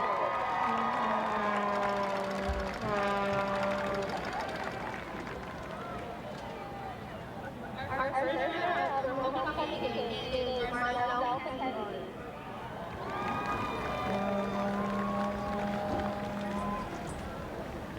Our runner-up for homecoming game is Abigail Roselli.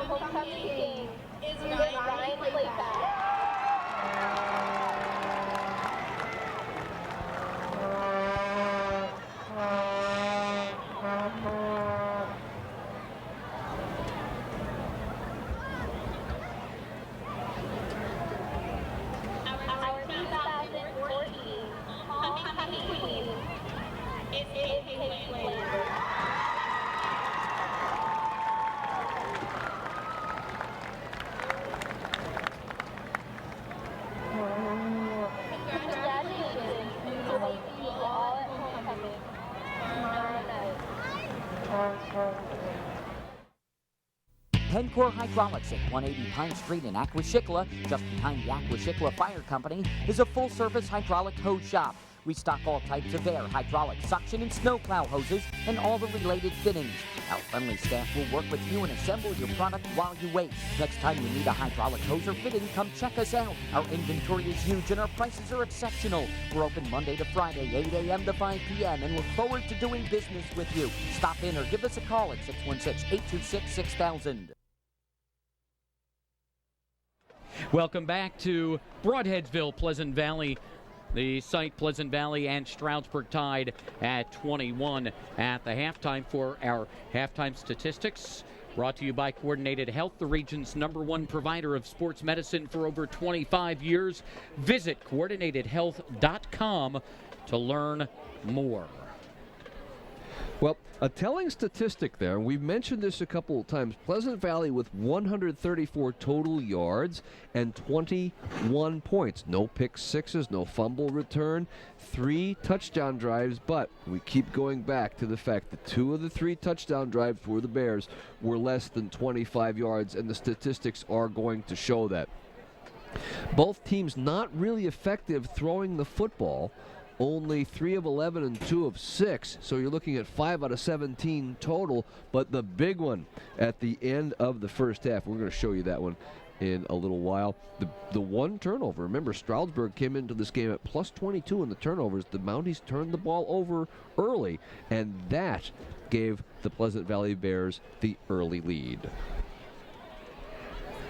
So let's take a look and see how this 6-touchdown half started. Jake Jacobson fumbles the football in the opening drive, and it's covered by the Bears, and that led to this. 17-yard touchdown run by Eric Marbury, and just like that, the Bears were up 7-0, but not for long. This is Gerald Douglas on an 80-yard touchdown run on his way to become Stroudsburg High School's all-time leading rusher. He goes 80 yards and ties the score at 7. This is a key third down completion from Keener to Marbury. Gets into Stroudsburg territory down to the 42-yard line. Couple of plays later, here's Marbury from 4 yards out. He scores. It's 14-7 Pleasant Valley. The Bears come right back after a short punt. Marbury goes in from the 1-yard line, 21-7 in favor of the Bears. But not to be denied, here are the Stroudsburg Mountaineers. Once again, this is Gerald Douglas with the record-breaking run. Right there, he goes ahead of Artie Owens and is Stroudsburg's all-time leading rusher. Here's the final touchdown pass of the half. It is complete to T.J. Backer. 21-21 is where we are at halftime.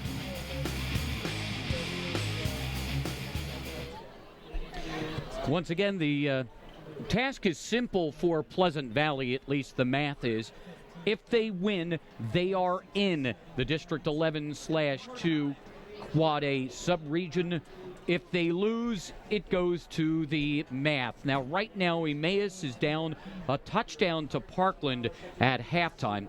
If Pleasant Valley loses, they would need both Emmaus and Liberty to lose. Emmaus tonight to Parkland and Liberty to Freedom tomorrow afternoon to be assured of a spot. However, there's some math in there that could still get them in. We want to remind all our fans on Blue Ridge Communications TV 13, watching on TV 13 and in high definition on 613, that tonight at 10:30 on Friday Night Football, Lou Rusnock has been crunching the numbers and will have a lot of the information about who will be where when it comes time for playoffs, as much as we know, because again, some games are being played tomorrow. But tonight on FNF Friday Night Football at 10:30, he will have not only the scores and highlights with Lou and Mark McKeon, but also all the projections as far as the district playoffs are concerned. Now, a lot of teams have already clinched, but there's still an awful lot of movement. There, for instance, in District 11 Single A, Pius X came in at number 1. They could be as low as third. in other classifications, you have movement. For instance, North Schuylkill, Northwestern, and Palisades are 1, 2, 3 in AA. Palisades is tied up with Saucon Valley tonight. If Palisades loses, Palmerton leads Northern Lehigh 14-0. So Palmerton can jump all the way up to third and play Northwestern. Of course, in AAA, Bethlehem Catholic and Southern Lehigh are pretty much set at 1-2. Saucon Valley is third. Lehighton leading Jim Thorpe tonight would get that spot with a win, the fourth spot. And of course, in Quad A, we already talked about Pleasant Valley's possibilities. But as far as the rankings, there's an awful lot of movement in the middle that can happen. So Mark and Lou will try and give you a good idea about what the matchups will look like come next Friday and Saturday for the district playoffs. Well, the District 4-2 Quad A sub-regional, you have right in the middle of the pack going into tonight, Bob. You've got 4 teams at 7-2. Mm-hmm.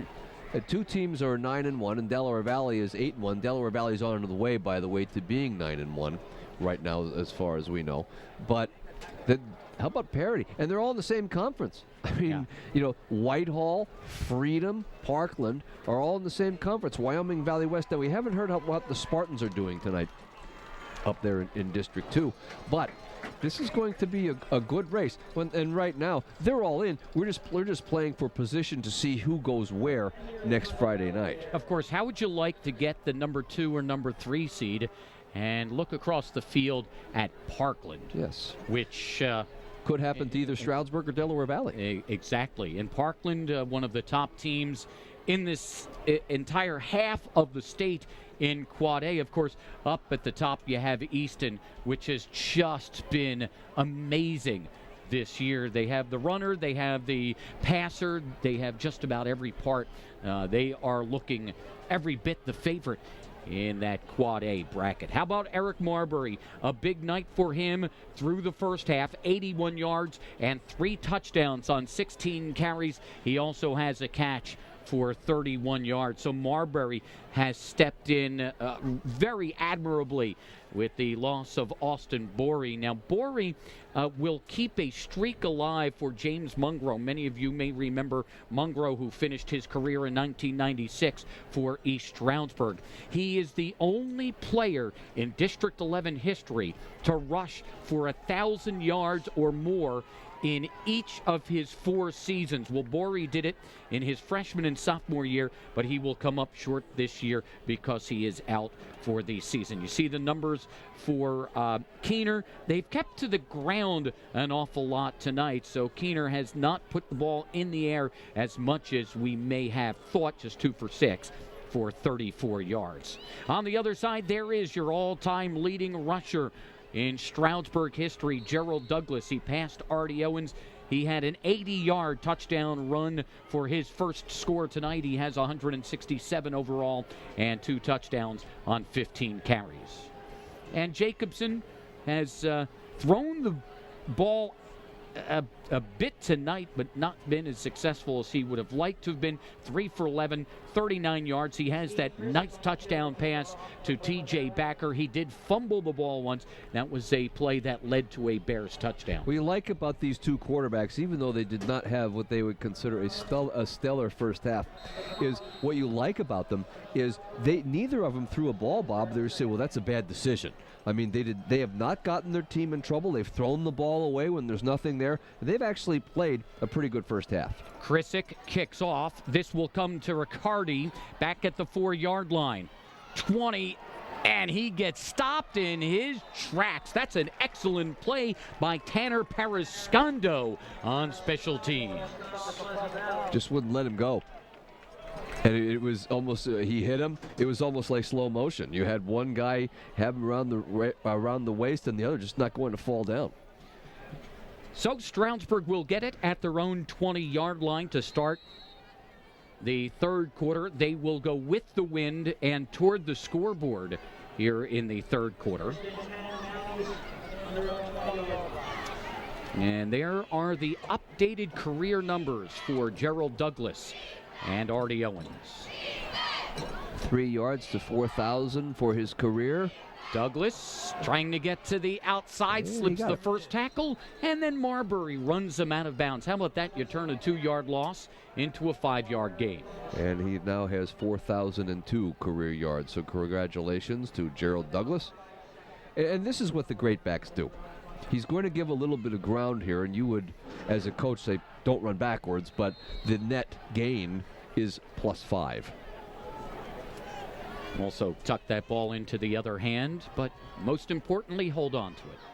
You know what, though? Nowadays, as long as you hold it and hold on to it, you get it in the hand that you're comfortable keeping it in. It will be a keeper for Jacobson, who pulls that one out and will roll to the 27-yard line. On the far side for Pleasant Valley, it's Noah Bard, the senior outside linebacker, who makes the play. That's just a courtesy. Say, yes, this play is in our playbook, and the quarterback can carry the ball. But Jake Jacobson, his strength is not carrying the football. He tucked it under, got 2 yards. Just that read option that says we can do this every once in a while. His first carry, his first design carry of this football game, the other time he carried the ball, he was scrambling from his passing position. Matthew Sheehan is also there. It's 3rd and 2 for Stroudsburg. Here is the quick little pitch out to Douglas. He'll cut back inside, and he fights to the 36-yard line. That'll be a gain of 8 yards. And a first down for Stroudsburg. Get a chance to look at that again. I want you to watch Daniel Hunter, who is on an island. He's number 84 in blue. He's going to come from the left part of your screen. Does not let Douglas get to the sideline, but unless he runs up there and tackle him, there is no way that Douglas does not get the sticks. That's the respect you have to have for him, because if you charge at him, he's going to go around you. First down, Mounties, their first of this half, their 9th in the ball game.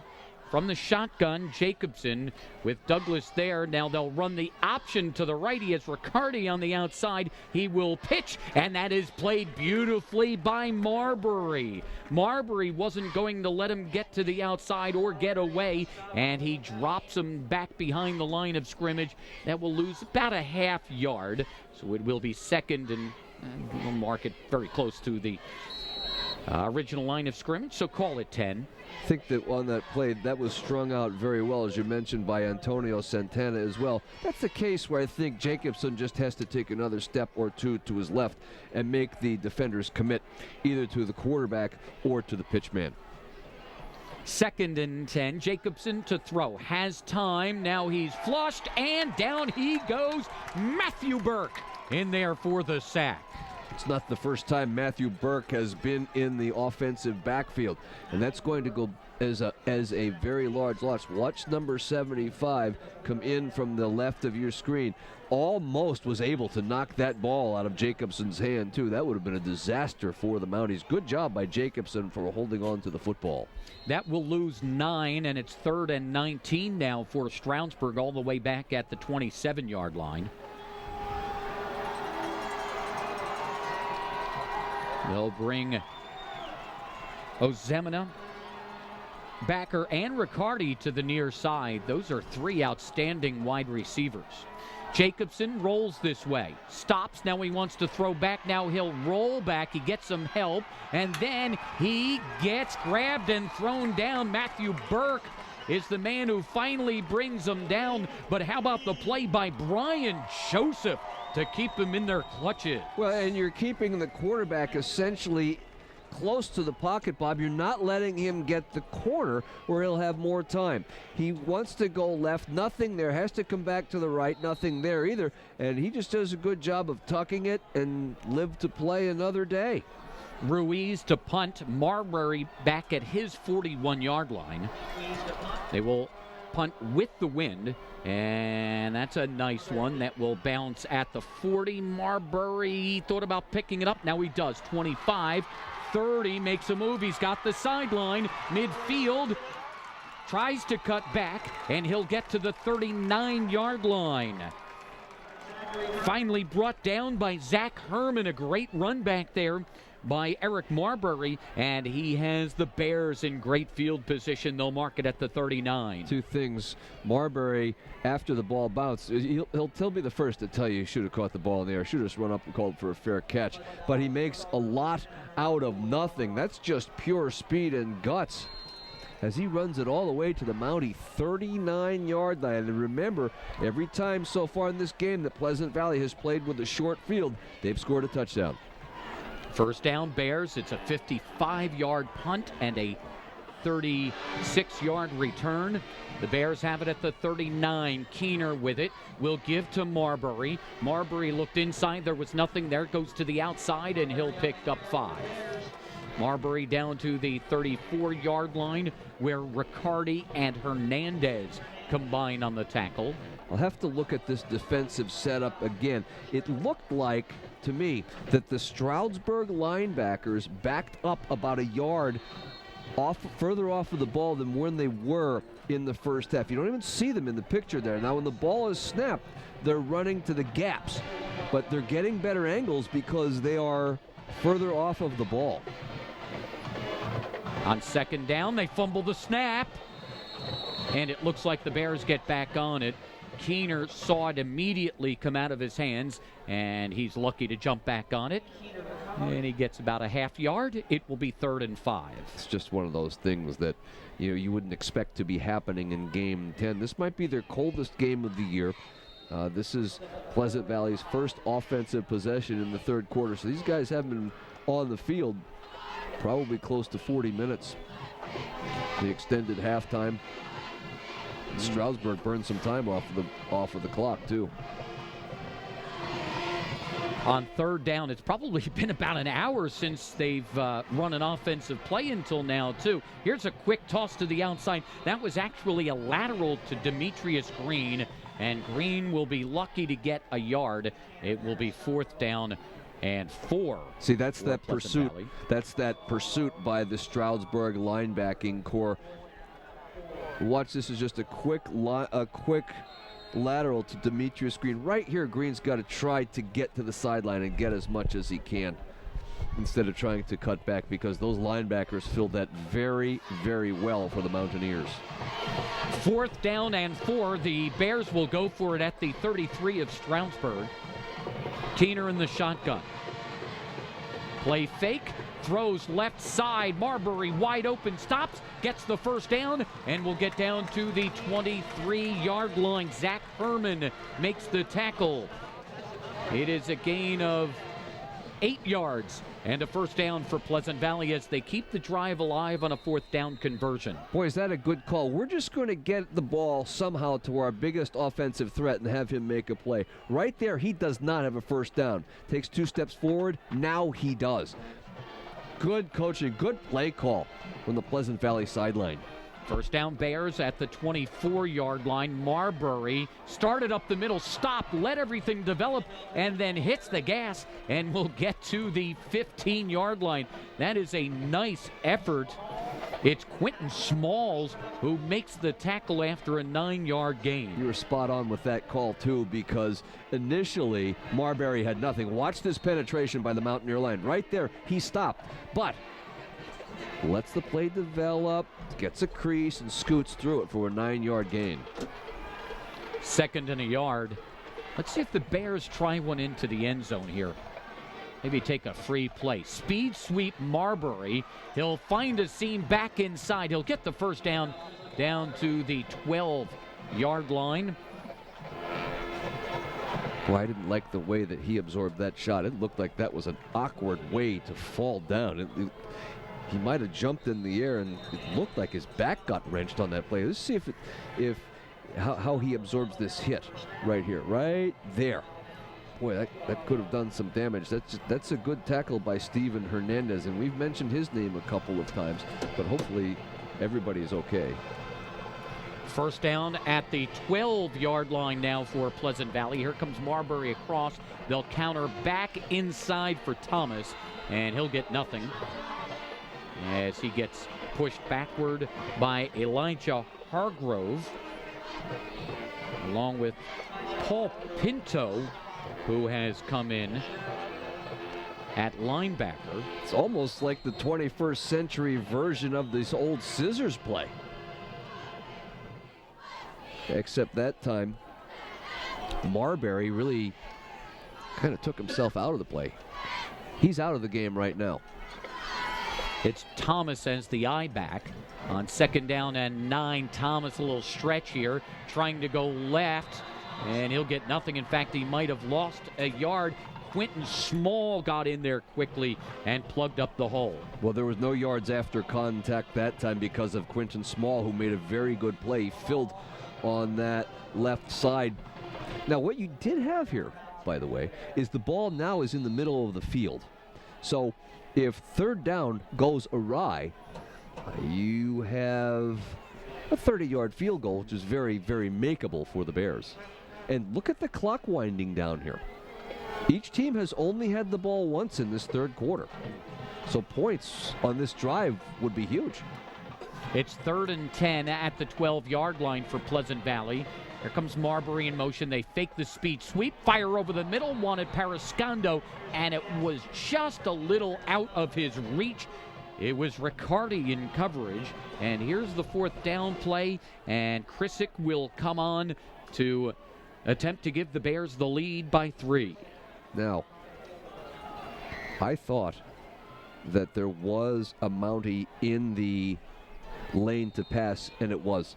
It was number 25, Zach Herman. It looked like it was going to be an easy throw, but had he thrown that right where the receiver was, Bob, that ball would have been intercepted. Krissick from 29, Daniel Hunter to hold. The kick is up, and it is good, and the Bears have retaken the lead. It's a 29-yard field goal for Dean Krissick, and with 2:42 left in the 3rd quarter on the Palmerton Garage Door scoreboard, it's Pleasant Valley 24 and Stroudsburg 21. Hey, listen, you're playing for a championship here, and you're playing for position in the sub-region next week. You're darn right you're going to take points anytime you can get them, and both of these teams have excellent kickers.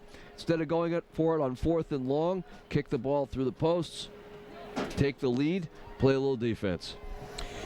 Well, bad news for Jim Thorpe all around. Jim Thorpe was trailing Lehighton earlier, and Blue Mountain was beating Schuylkill Haven 35-7. So if you're Blue Mountain, you're thinking, okay, if we get this victory, now we become Jim Thorpe fans. Jim Thorpe not helping out Blue Mountain at all tonight.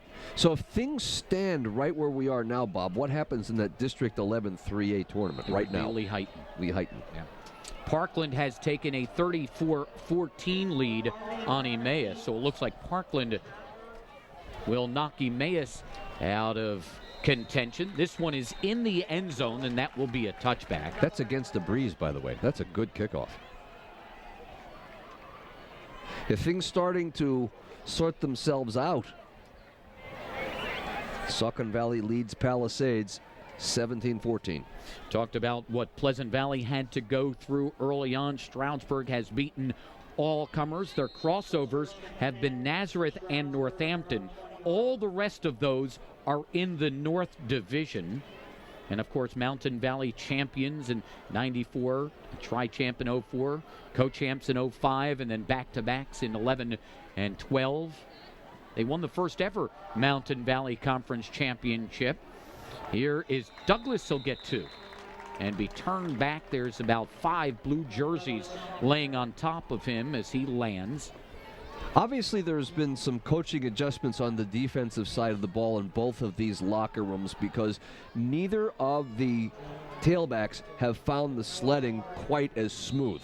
Now, that can change, as you no doubt know, with one carry. But it looks like the linebackers on both teams have been taking that cutback back from both tailbacks.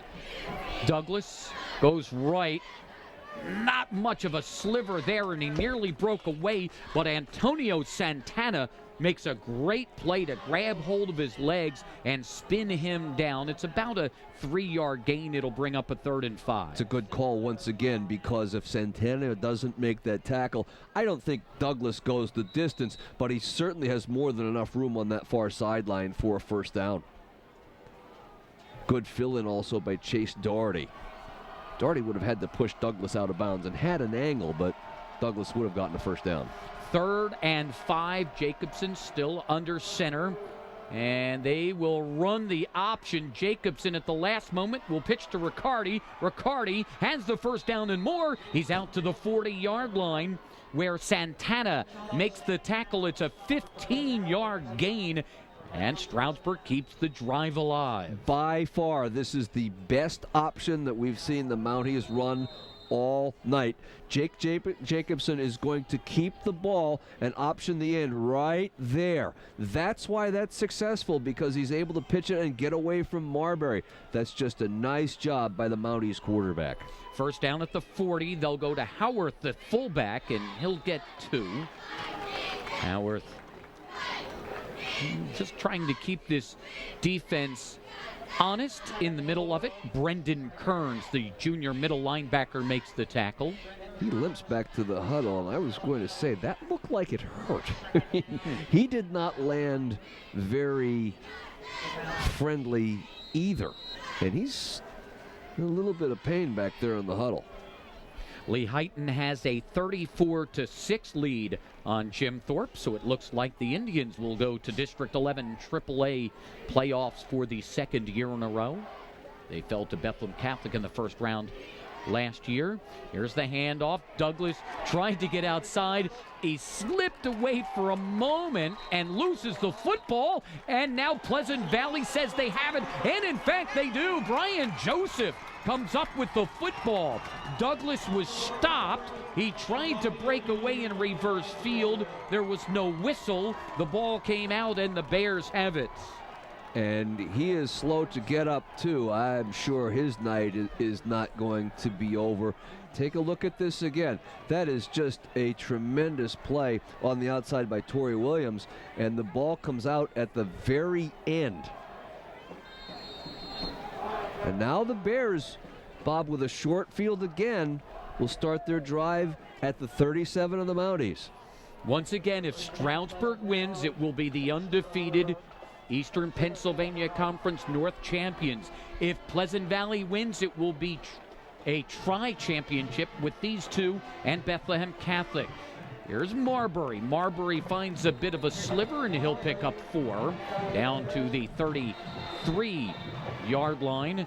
For Stroudsburg, Quentin Small makes the tackle, and that will bring the 3rd quarter to an end. Pleasant Valley looking to grab at least a share of this championship. They have the lead after 3 on the Palmerton Garage Door scoreboard. It's Pleasant Valley 24, Stroudsburg 21. Let Northern Lehigh Team Sales outfit your team. Our embroidery and silk screeners will customize your order with high quality and affordable clothing in all sizes. At Northern Lehigh Team Sales, our goal is complete customer satisfaction.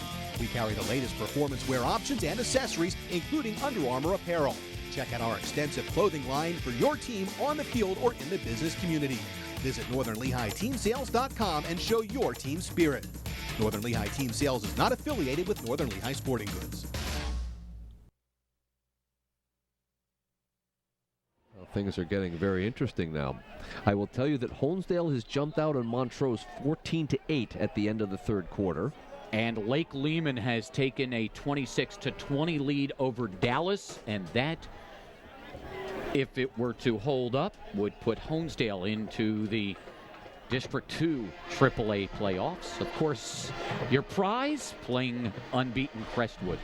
Right, which I'm glad that you said prize, because consensus has it that Crestwood might be the best AAA team around. Demetrius Green on the speed sweep takes it to the 25-yard line, and that will be good for 8 and a first down. Here's the fumble again from another angle.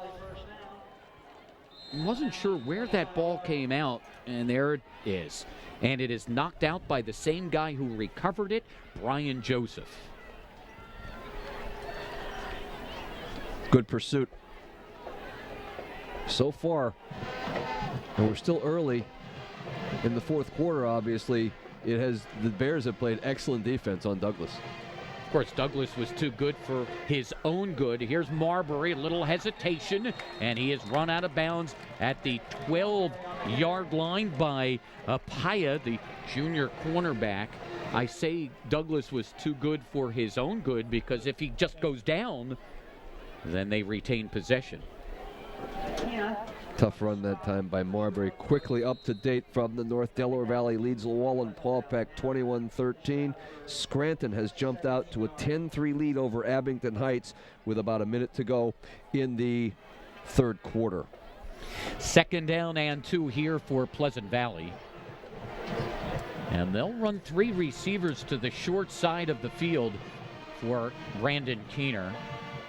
They do give Marbury a little hesitation. He tries to sweep left, and Small throws him out of bounds back at the 15-yard line. Is that enough for a first down? It is. So a first down at the 14-yard line. They'll mark it inside the 15. So it's first down for Pleasant Valley, as now they also start to look at that clock with a 3-point lead, threatening to make it a 2-score lead, wanting to run some clock out. So if you're watching Pleasant Valley play for the first time, you're saying, okay, this isn't their best running back? Marbury's had a great evening. First down, they will give to Marbury, and he's smothered. Hernandez is there immediately, along with Kevin Hughes. There's no option. I know that sounds like the double talk, but Keener knew that if he gives the ball to Marbury, there's really nothing there. But if he pulls that ball back, he's going to lose yardage. At least Marbury was moving forward. See, if Keener keeps the ball here, he's going to lose 3 or 4 yards. Marbury gets at least back to the line of scrimmage where they can play 2nd down and 10. That's a good defensive play again by Steven Hernandez. Boy, has he had himself a good ball game. That loses a yard. It's 2nd and 11 back at the 15. Keener in the shotgun this time. Will give to Marbury. Marbury cuts inside and runs into Hernandez again, but this time at the 12-yard line. So that is a gain of 3 for Marbury. He's very good at getting the edge. Also, too, if you're the Stroudsburg defense, you are playing to give Pleasant Valley a chance to kick the field goal. You'd be okay if this drive ends up at 27-21. Stroudsburg would be perfectly fine with that. If this drive ends up 31-21, now you've got a lot more to do. 3rd down and 8 now for Keener and the Bears, and he sends 3 receivers to the wide side, which is the right. He will roll that way, stop, throw back to the inside of the 3. It's low, and it is incomplete. He wanted Green, and it short hops him. So now a decision needs to be made by Pleasant Valley, and they have decided to take the 3 as Dean Krisick comes onto the field. Well, this is a throw that certainly could have been made because Green was there. The ball, no question, hit the turf. He nosed it down just a little too much. Brandon Keener would love to have that ball back. This will be another 29-yarder, this time from the left hash mark. And I think Stroudsburg came across. Stroudsburg came across now, Coach. Do you change your mind? On the defense, 5-yard penalty. Gains 4th down. It'll be 4th and about 3. I think I'm taking the points. Although, you know, your defense has played well in the 2nd half. But that looks like that's a long 3 or a long 2. That looks like further than 2 yards, Bob. I think I'm probably still going to. They're going to go for it. Or they're going to call timeout. Well, they're going to call a timeout, but Dean Krisick looks like he's leaving the field for this play, and they're not going to take a timeout. They will just bring the offense back onto the field. So Coach Pacchione called everybody over to call the play. Right. 3 receivers left. Now Green comes across. They speed sweep to Green. He has Marbury on the corner to block. This is going to be very close, and it is going to be a first down. He does get the first down. Green came on the speed sweep, and it was Marbury on the corner that got just enough of a block to get him the first down. It's a good block also by Brian Joseph and Nick Burke, because the linebackers were coming on a run blitz, and they just got shoulders on the linebackers to spring Green to the outside. First and goal from the 3-yard line. They go back to the I. Thomas, the fullback. Marbury is the tailback. It'll be Marbury left. He stops, waits, it opens up. He goes through for the touchdown. And it is a 2-score ball game. Remember how we said the good ones make it look so easy? He stops on a dime and cuts back to his right. There's no white jerseys there. Once again, blocked very, very well by the Bear offensive line. Right here, whoop, gonna go this way. Good play. And the shame of it is, not the shame of it, is that Cole Secor, who was on the outside, you gotta look at the extra point, that's going to squeak its way through, made Marbury cut back to where the pursuit is. There was no pursuit. Touchdown. Right. Marbury with 118 yards on 24 carries and 4 touchdowns. On the Palmerton Garage Door scoreboard, it's now 31-21. Here it is. Hits the brakes, turns, and scores. That's just a great athletic play. To be able to make that run and stop on a dime and cut back, and you have a 3-yard touchdown run and a 10-point lead with 9:10 to go in the quarter. And by the way, your offense has played very, very well this quarter. You've run the ball, you've taken time off of the clock. And that man right there, Dave Pacchioni, is 9 minutes and 10 seconds away from his first EPC championship, but he also knows that that team across the field is very, very formidable. Don't forget to watch the 2014 PIAA Football Championships Friday, December 12th and Saturday, December 13th, only on PCN, the Pennsylvania Cable Network. We're glad to have you along here across the Commonwealth on PCN. We've had a good one. Stroudsburg came in 9-0. You would think they were the favorites, and they were, but only slight favorites. But you look at Pleasant Valley's 6-3 record. Well, the 3 teams that they had played were a combined 24-3 coming into the weekend. I would say that ranks pretty high on the strength of schedule computer program. But let's take a look now and see what Stroudsburg does. Remember, the Mountaineers have 9-10, and they're down 10, so they're going to go to the shotgun. I don't think they need to change their offense, and they don't. Here's the pitch to Douglas. Marbury meets him on the outside. That will actually perhaps lose a yard, or they'll mark it at the 20, and that will be right at the line of scrimmage. Now, Marbury's not a linebacker, but you might see for the rest of the game, wherever 21 white goes, 3 in blue is going to be. It's a pretty good athletic matchup. And if that's what's happening, the question is Marbury shadowing Douglas? Play fake. They will go deep for Backer, and it was a little bit behind him. Backer got turned around. Daniel Hunter was right there in coverage. On that play, the answer was no.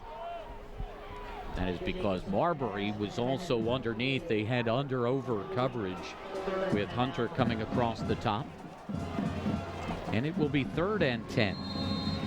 You almost get the feeling that so far in this half anyway, that the Bears have taken the run away from the Mounties. Now, the stats aren't going to show that in the game. But Douglas has not had that big run. 3rd and 10, they will give to Douglas.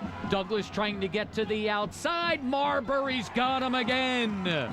Over comes Noah Bard to make sure, but Marbury played it perfectly. It will gain 3. It will be 4th and 7, and the Mounties are going to have to punt it away with 8 minutes left, down 2 scores. Now, he's not shadowing Douglas. He's just playing safety and making a good play. Making the read, run all the way, coming up and making a tackle. What an addition Marbury has been. Remember, Marbury was previously at Pius X before coming here for this school year. Ruiz to punt. It's a wobbler that will take a Stroudsburg bounce. Marbury tried to come up and play it, but it was just a little too strange coming down, and he knew it would not take a true bounce, so he got out of the way. And Pleasant Valley will have it at their own 31-yard line. So Marbury comes here to Pleasant Valley. Now, the guys have known him. Obviously, he's from this area, and they've known him from youth ball and things like that. But he really became one of their own. They brought him in. He waited his turn to step forward in this offense, and when he has gotten his chance, he has certainly taken advantage of it. Oh, there's no question about that, and he's a key member of this offense. How many touches does he have tonight? He's got 24 carries. I think they've thrown it to him twice. So he's coming up on 30 touches, and you can guarantee he's going to get it at least once or twice on this drive, that's for sure. On first down, they'll keep it on the ground. Marbury, no, he's going to throw back to Keener, who's open. Keener makes a move, gets to the 39, comes up a little bit short of a first down. Kevin Hughes makes the tackle. I'll tell you what, if Marbury leads them a little bit more, Keener's still running.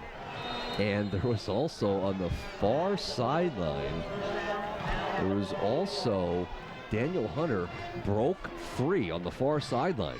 They do give him the 40-yard line, so that is a first down. Pretty good, generous spot. Keener back to the shotgun with Marbury next to him. He will give to Marbury. Marbury skips through the hole and gets to the 44-yard line. Kevin Hughes is there again on the tackle. Paul Pinto is also in on the play. You know, we haven't mentioned this all season, and this at the football stadium here at Pleasant Valley High School does not have, we've got a flag on the play. I think we're going to have an illegal substitution against the Bears. There are no 25-second clocks in the end zone.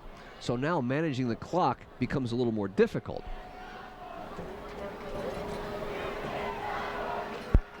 Unsportsmanlike on the offense, 15 yards. Boy, and Dave Pacchione and his staff are saying, what happened? It was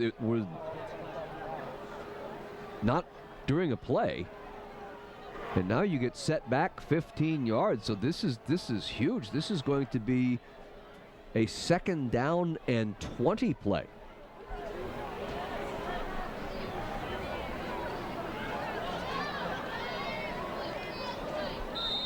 Have to plead ignorance on this one, Bob. I didn't see it at all. Obviously, somebody said something. 2nd and 20. Play fake. Keener out here. Green. Now that's a lateral. No, it is an incomplete pass. I thought it was a lateral. They call it an incomplete pass. They were very sure about the call and whistled it immediately. Was the ball tipped out of the quarterback's hands? We get a chance to look at that again to see whether or not the ball was deflected on the way to Demetrius Green.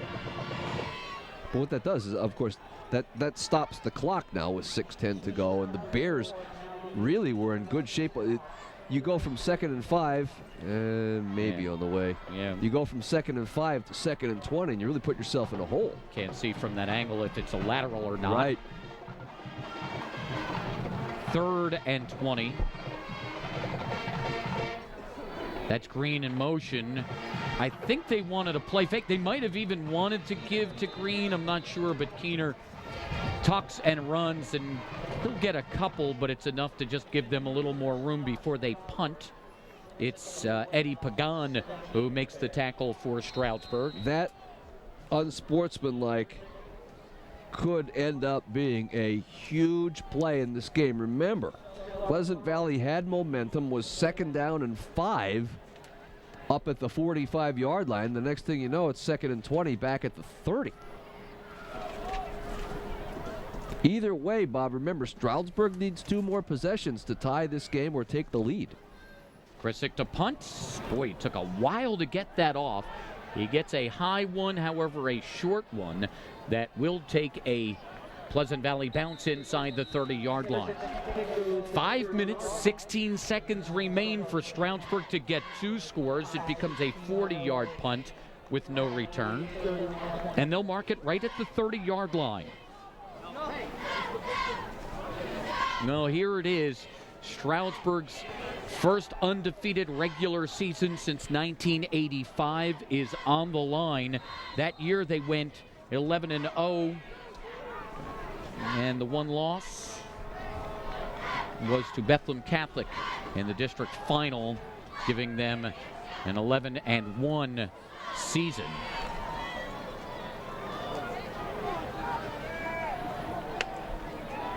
It was an undefeated regular season.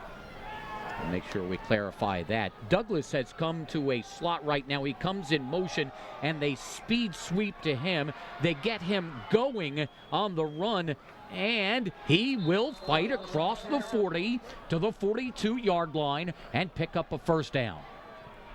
That may have been his best effort so far in the second half. Marbury and Kearns lead the charge to bring him down. It's a first down. They'll give him 11 to the 41. And the clock winds as we go under the 5-minute mark. Let me thinking right now, as long as Pleasant Valley doesn't let Stroudsburg get the big play on the ground, they'll let them get those. Bunch formation right. They'll speed sweep this way to Douglas. Trying to get him on the corner. A penalty marker flies, and Douglas will be corralled out of bounds inside Pleasant Valley territory by Chase Doherty. It'll be short of a first down, but it's going to come back on a penalty. Question is it a hold or a crackback? The crackback's a 15-yard penalty or chop block. Holding on the offense by the foul. 10-yard penalty, first down. And the spot of the foul is right around the line of scrimmage. So it's going to be 1st and 20 or 1st and 19. I think it's going to be 1st and 19. Not with the amount he's needed, obviously, because once the ball is spotted and goes ready to play, they'll wind the clock.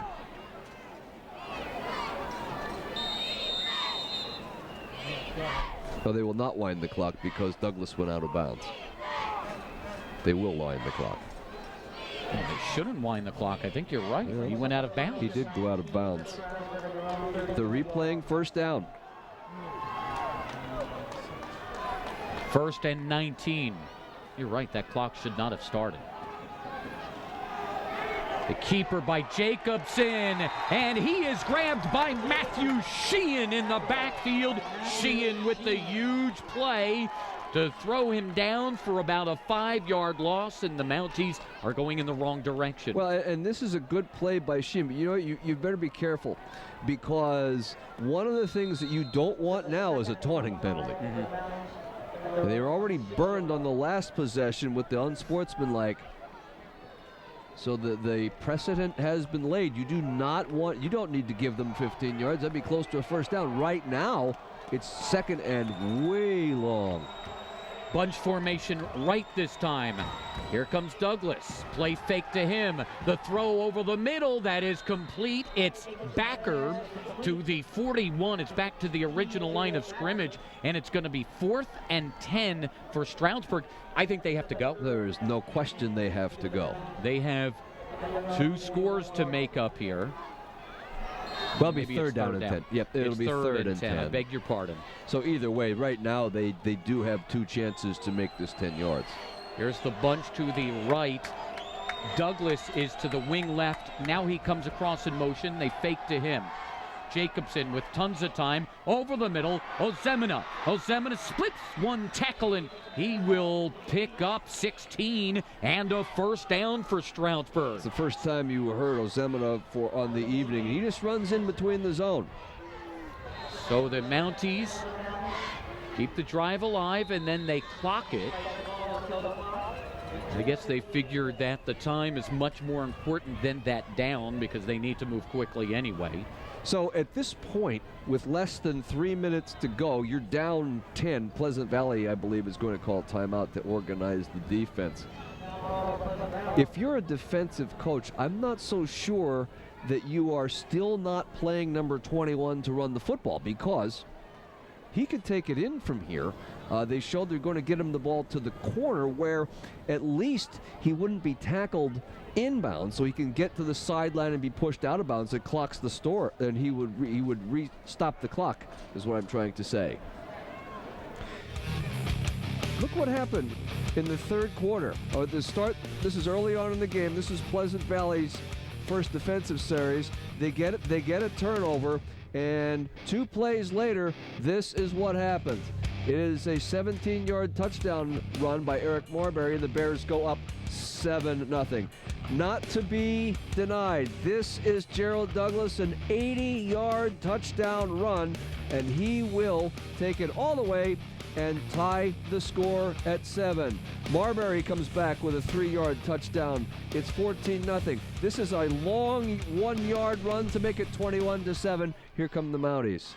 Stroudsburg with the ball, 2nd and 10 after spiking it. Jacobson going deep left side, and it was intended for Riccardi. Very good coverage out by Daniel Hunter. It will be 3rd and 10. Stroudsburg has to remember that they used it down by stopping the clock on the spike a moment ago. It's good coverage on the outside. Tell you who's happy tonight, at least right now. Bethlehem Catholic. Right. Bethlehem Catholic came from behind to beat Pleasant Valley, but then lost to Stroudsburg. Bethlehem Catholic was tabbed the favorite to win this division, and a win by Pleasant Valley would make it a tri-championship. Play fake. Jacobson flushed. Jacobson gets away, stops, throws, picked off, no, dropped. It might have been out of bounds anyway to Ray Williams. Read it well and was right there. He wanted Riccardi. Riccardi was well covered deep because along with Williams was Marbury out there. This would have been a circus catch. It's going to come right at you. And watch what Torrey Williams has to try to do. The ball's way out of bounds. Boy, I don't know that he has enough body frame to make that play, but he sure tried to make the best play he could. Bottom line, it's an incomplete pass. Well, it's kind of do or die right here for Stroudsburg on a 4th and 10 with 2:45 left, down 2 scores. The bunch formation is left. Riccardi and Douglas are right. Douglas on the play fake. Jacobson gets flushed, gets away, backpedals, throws, incomplete. Flags come all over the place, and that's going to be a 1st down. He tried to get it to Ozemina, and there were blue jerseys all over him, and this will keep the possession alive for Stroudsburg. Now, unfortunately, there's no need for this interference. Pass interference on the defense, 15 yards from the previous spot, 1st down. Now the flag is in college this would be a spot foul on a 1st down, but in high school they go 15 yards. Watch this. Ozemina is not going to get a 1st down if he catches that ball. However, there was tangled up in the secondary, and it's going to be a 1st down for the Mounties. Absolutely the right call to make. He is athletic. I think if he wasn't pushed, he might have caught that ball, but it was short of a 1st down. Stroudsburg has it 1st and 10 at the 28 of Pleasant Valley. Jacobson in the shotgun. Has time, runs out of time, slips away from one, but not the second. It's Matthew Burke who brings him down, but Ahmad Curtis was the guy who got in there early and slowed him down. This will drop Jacobson back at the 41. Easier said than done, but after first contact, he's got to try to get rid of that ball. He really doesn't have a chance to do it. Jacobson to throw. rushes on. He's flushed. He steps up, throws downfield. He's got Becker. Becker slips away. 10, makes a move. 5, Marbury throws him down at the 4. What a play. It's going to be a 37-yard play and a 1st and goal for Stroudsburg at the 4. Well, this is just the quarterback scrambling and keeping something alive, and a good receiver coming back to the ball. Backer takes it down to the 4-yard line. 2 minutes left, 4th quarter. The keeper by Jacobson, and he is stopped, and he stepped to his left. I wonder if they're not trying to set up a quick field goal here to get the 3 that they would need. That was interesting. Watch him just... Was he looking for a seam? He might have been looking for a seam and to get behind his left tackle, Zaleski. You watched Christian Hackenberg last Saturday night against Ohio State. His quarterback sneak twice for first downs was very much like that run. Here are the scores, and Marbury's name is on that list 4 times. Bob, you know what's impressive so far with the scoring plays and with everything we've talked about so far this evening in the second half? The Mounties have no points. The Bears are pitching a shutout. Now that's in a lot of jeopardy right now. But what they've done is they've made Stroudsburg run a lot of time off of that clock. And they've burned another timeout. Right. So they have 2 timeouts left. So Stroudsburg, if you're going to score a touchdown, you really need to do it on this play. To the tight eye here. Douglas, the eye back, gets the give, goes right. Touchdown. He's in, touchdown. So Gerald Douglas is in for the 3rd time tonight, and it's still a ball game. Now it is up to Nico Ruiz to make sure they get within 3. Stroudsburg's offense is coming out wanting to go for 2. Coach Miller says no. Yeah, Douglas is saying, let me go for 2 here. They do not. Nico Ruiz will come in. Backer to hold, and the extra point kick is good. 1 minute, 47 seconds remain here in the 4th quarter. Stroudsburg has closed to within 3 on the Palmerton Garage Door scoreboard. It is now 31-28. There's the touchdown again. The 26th carry of the night for Gerald Douglas. He's at the 200 mark. This would be his 5th 200-yard game of the season. You know, if there's 2 minutes and 47 seconds left in this game, which there are not, I think Jim Miller kicks this ball deep. Yeah. But with 1:47, I don't think you have much of a choice. And 2 timeouts. If they had 3 timeouts, maybe. Yeah. Maybe. But right now, I don't think that the Mountaineers have much of a choice, and you're going to see the good hands receiving team. Now, the downside of this is if Pleasant Valley is able to cover this onside kick, they're going to have the ball around midfield. And even if it's 3 and out, the punt you would think is going to put Stroudsburg down probably inside its 25-yard line with a minute or so to go. Now remember, the new rule says you have to have at least 4 guys on either side, and they looked like they were going to have sort of a muddle huddle there, but making sure they have their 4 guys on either side of the ball. Here comes the onside kick. It takes a hop. There it is. It's loose, and Stroudsburg is jumping like they have it, and they do. Stroudsburg comes up with the onside kick. It was a perfect bouncer off the foot of Nico Ruiz. Well, and what you need to do in order to get this ball is almost be like an infielder in baseball. You've got to charge the ball and get it and secure it and not wait and see what happens. You can't let the ball get to you. You've got to go get the ball. Take a look at it. This is, first of all, it's a great kick by Ruiz. Right there. Well, and I don't know that he could have done anything more, and that is for Pleasant Valley number 9, Chase Doherty. That ball just bounced up on him very, very high.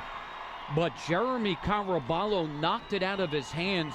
I think it was Caraballo who came up with it, but he makes the play to knock it out of the hands of Doherty, and now Stroudsburg is still alive from the 42 of Pleasant Valley, down by 3. Ruiz has kicked a 47-yarder this season. Here's Douglas bouncing to the outside. Now he wants to get out of bounds, and he does not. The clock winds. He gets to the 37-yard line. It's a gain of 5 as it goes under the 130 mark. Well, Douglas just didn't get to the sideline that time. Just a good tackle.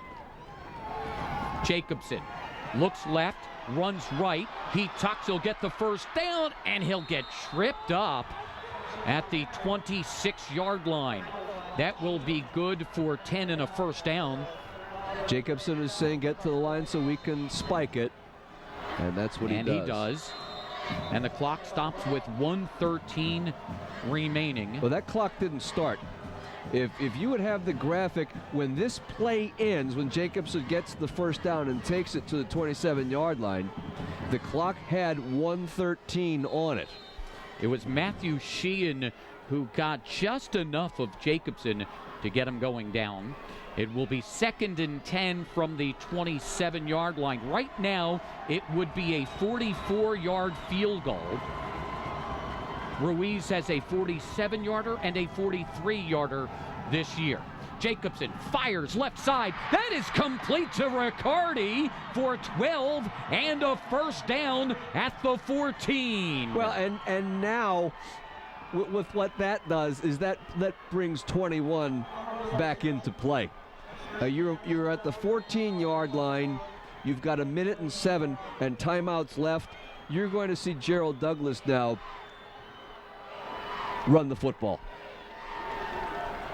Inside, outside, because the Mountaineers now, at very worst, are certainly within field goal range. From the 14, Jacobson in the shotgun. That's Douglas next to him. The clock is stopped at 1:07.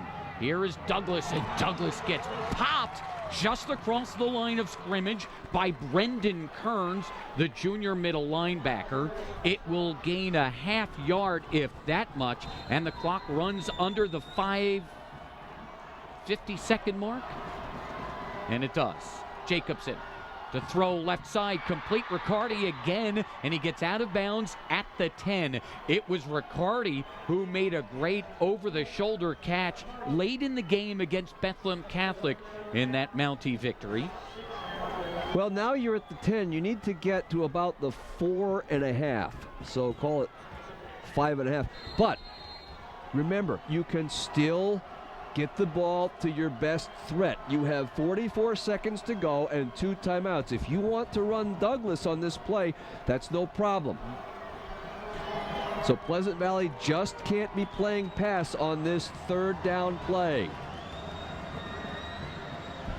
Douglas next to Jacobson, who's in the shotgun. Jacobson to throw, does to the end zone. Backer, touchdown, Maltese! And Stroudsburg retakes the lead with 40 seconds remaining. It's Jacobson to T.J. Backer for the 2nd time tonight. Well, the only thing surprising about this, Bob, is that there was no play action to Gerald Douglas. This was just a straight drop back. Douglas stayed in to pass protect. But he's just blocking number 21. And a quick skinny post getting in between the defensive backs, and the Mountaineers take the lead.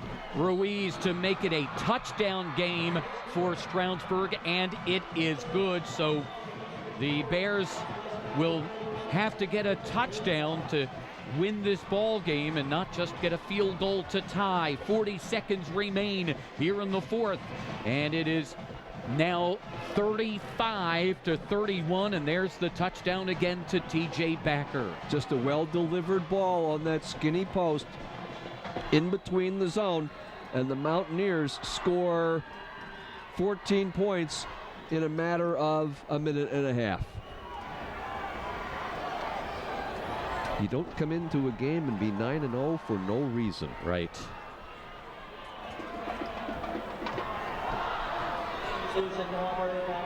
Well, we talked so much about how Pleasant Valley had played the tougher schedule in the crossovers. What you do in the EPC is you play the 8 teams in your division, and then they will set a rotating matchup of two other crossovers. And some said, well, had Stroudsburg played a real good team other than Bethlehem Catholic? Well, it doesn't matter right now. Here is Marbury. Marbury to the 30, 35, and he's run out of bounds, and the marker will fly. Boy, they're going to get the ball midfield. Ozemena is saying, hey, I made sure he was out of bounds and then let go. And they will still throw the flag, and that will be huge because it will take it into Stroudsburg territory. Well, once again, this is just your best player getting the ball, trying to make a play, and he does. And watch Marbury right there, and well, personal foul, late hit out of bounds on White, 15-yard penalty, first down. Question is, if that happens on the far sideline, I'm not so sure that that's a penalty. But with 34 seconds to go in the game, if it's marginal, I think it's the right call. The Bears need a touchdown. Here's Keener and Pleasant Valley. He will send Marbury out of the backfield to the right side with Daniel Hunter and Demetrius Green. Periscondo and Cruz are this way. Here's the toss to Cruz. Cruz has it at the 39, loses the football. Stroudsburg has it. Now, was he down or not? He was not down. It's Apaya who stripped it loose, and the Mounties are going to hold on. Well, take a look at this again. First of all, it's a good throw, and your receiver needs to get out of bounds and not make a big play. You need to remember where you are on the clock. Now, was that going to be a pitch pass? I'm not sure, but there is no question that that ball was out. I mean, the ball was on his hip, Bob, before. His knee may have been on the ground, but it was not under control. The ball was on his hip, right there. Let's see who comes up with it. It's one of the defensive linemen. Keep it rolling. There it is. It's number 50, Cole Secor, who comes up with a fumble recovery. And the Mounties need to run out the last 27 seconds to take their first unbeaten regular season since 1985, and they will take the first ever Eastern Pennsylvania Conference North Championship. Pleasant Valley calls a timeout after Stroudsburg kneels. Well, they have two left. Well, one left now. So, to Pleasant Valley's credit, they didn't have anybody attack. They just figured, you know what, if he drops a snap, we'll be ready. I just was wondering on that last play if that was going to be the pitch pass to Marbury, the way he came flying around. They have Ozemena, probably their fastest guy and their surest guy to get to make a play back deep. Jacobson kneels. The clock will run. It's under 25 seconds. They will not need to run another play. It has started now, and it won't matter. They will not have to run another play. Stroudsburg comes from behind to win it 35-31 and take the EPC North title. Well, coaches will always say, you know, on the upside or the downside, you've got to play a full game. The Mountaineers, boy, when it was looking the darkest, with about 2.5 to go, down 10 points, make a play, go into the end zone, get the onside kick with 1:47 seconds to go, take the ball 43 yards, go ahead and win the game 35-31. An undefeated season so far for the Stroudsburg Area High School Mountaineers. Pleasant Valley, this is a bitter pill to swallow, but I do think that the Bears have a really good chance to play somewhere next weekend. Gerald Douglas finishes with 205 yards on 27 carries and 3 touchdowns. He becomes the all-time leading rusher at Stroudsburg. T.J. Backer with a pair of touchdown catches on the night, 62 yards on 3 receptions and 2 touchdowns. Jacobson on the night, well, he had an excellent second half, 6 for 10 for 95 yards in the second half. So Jacobson comes up big in the second half, especially that last touchdown pass to T.J. Backer.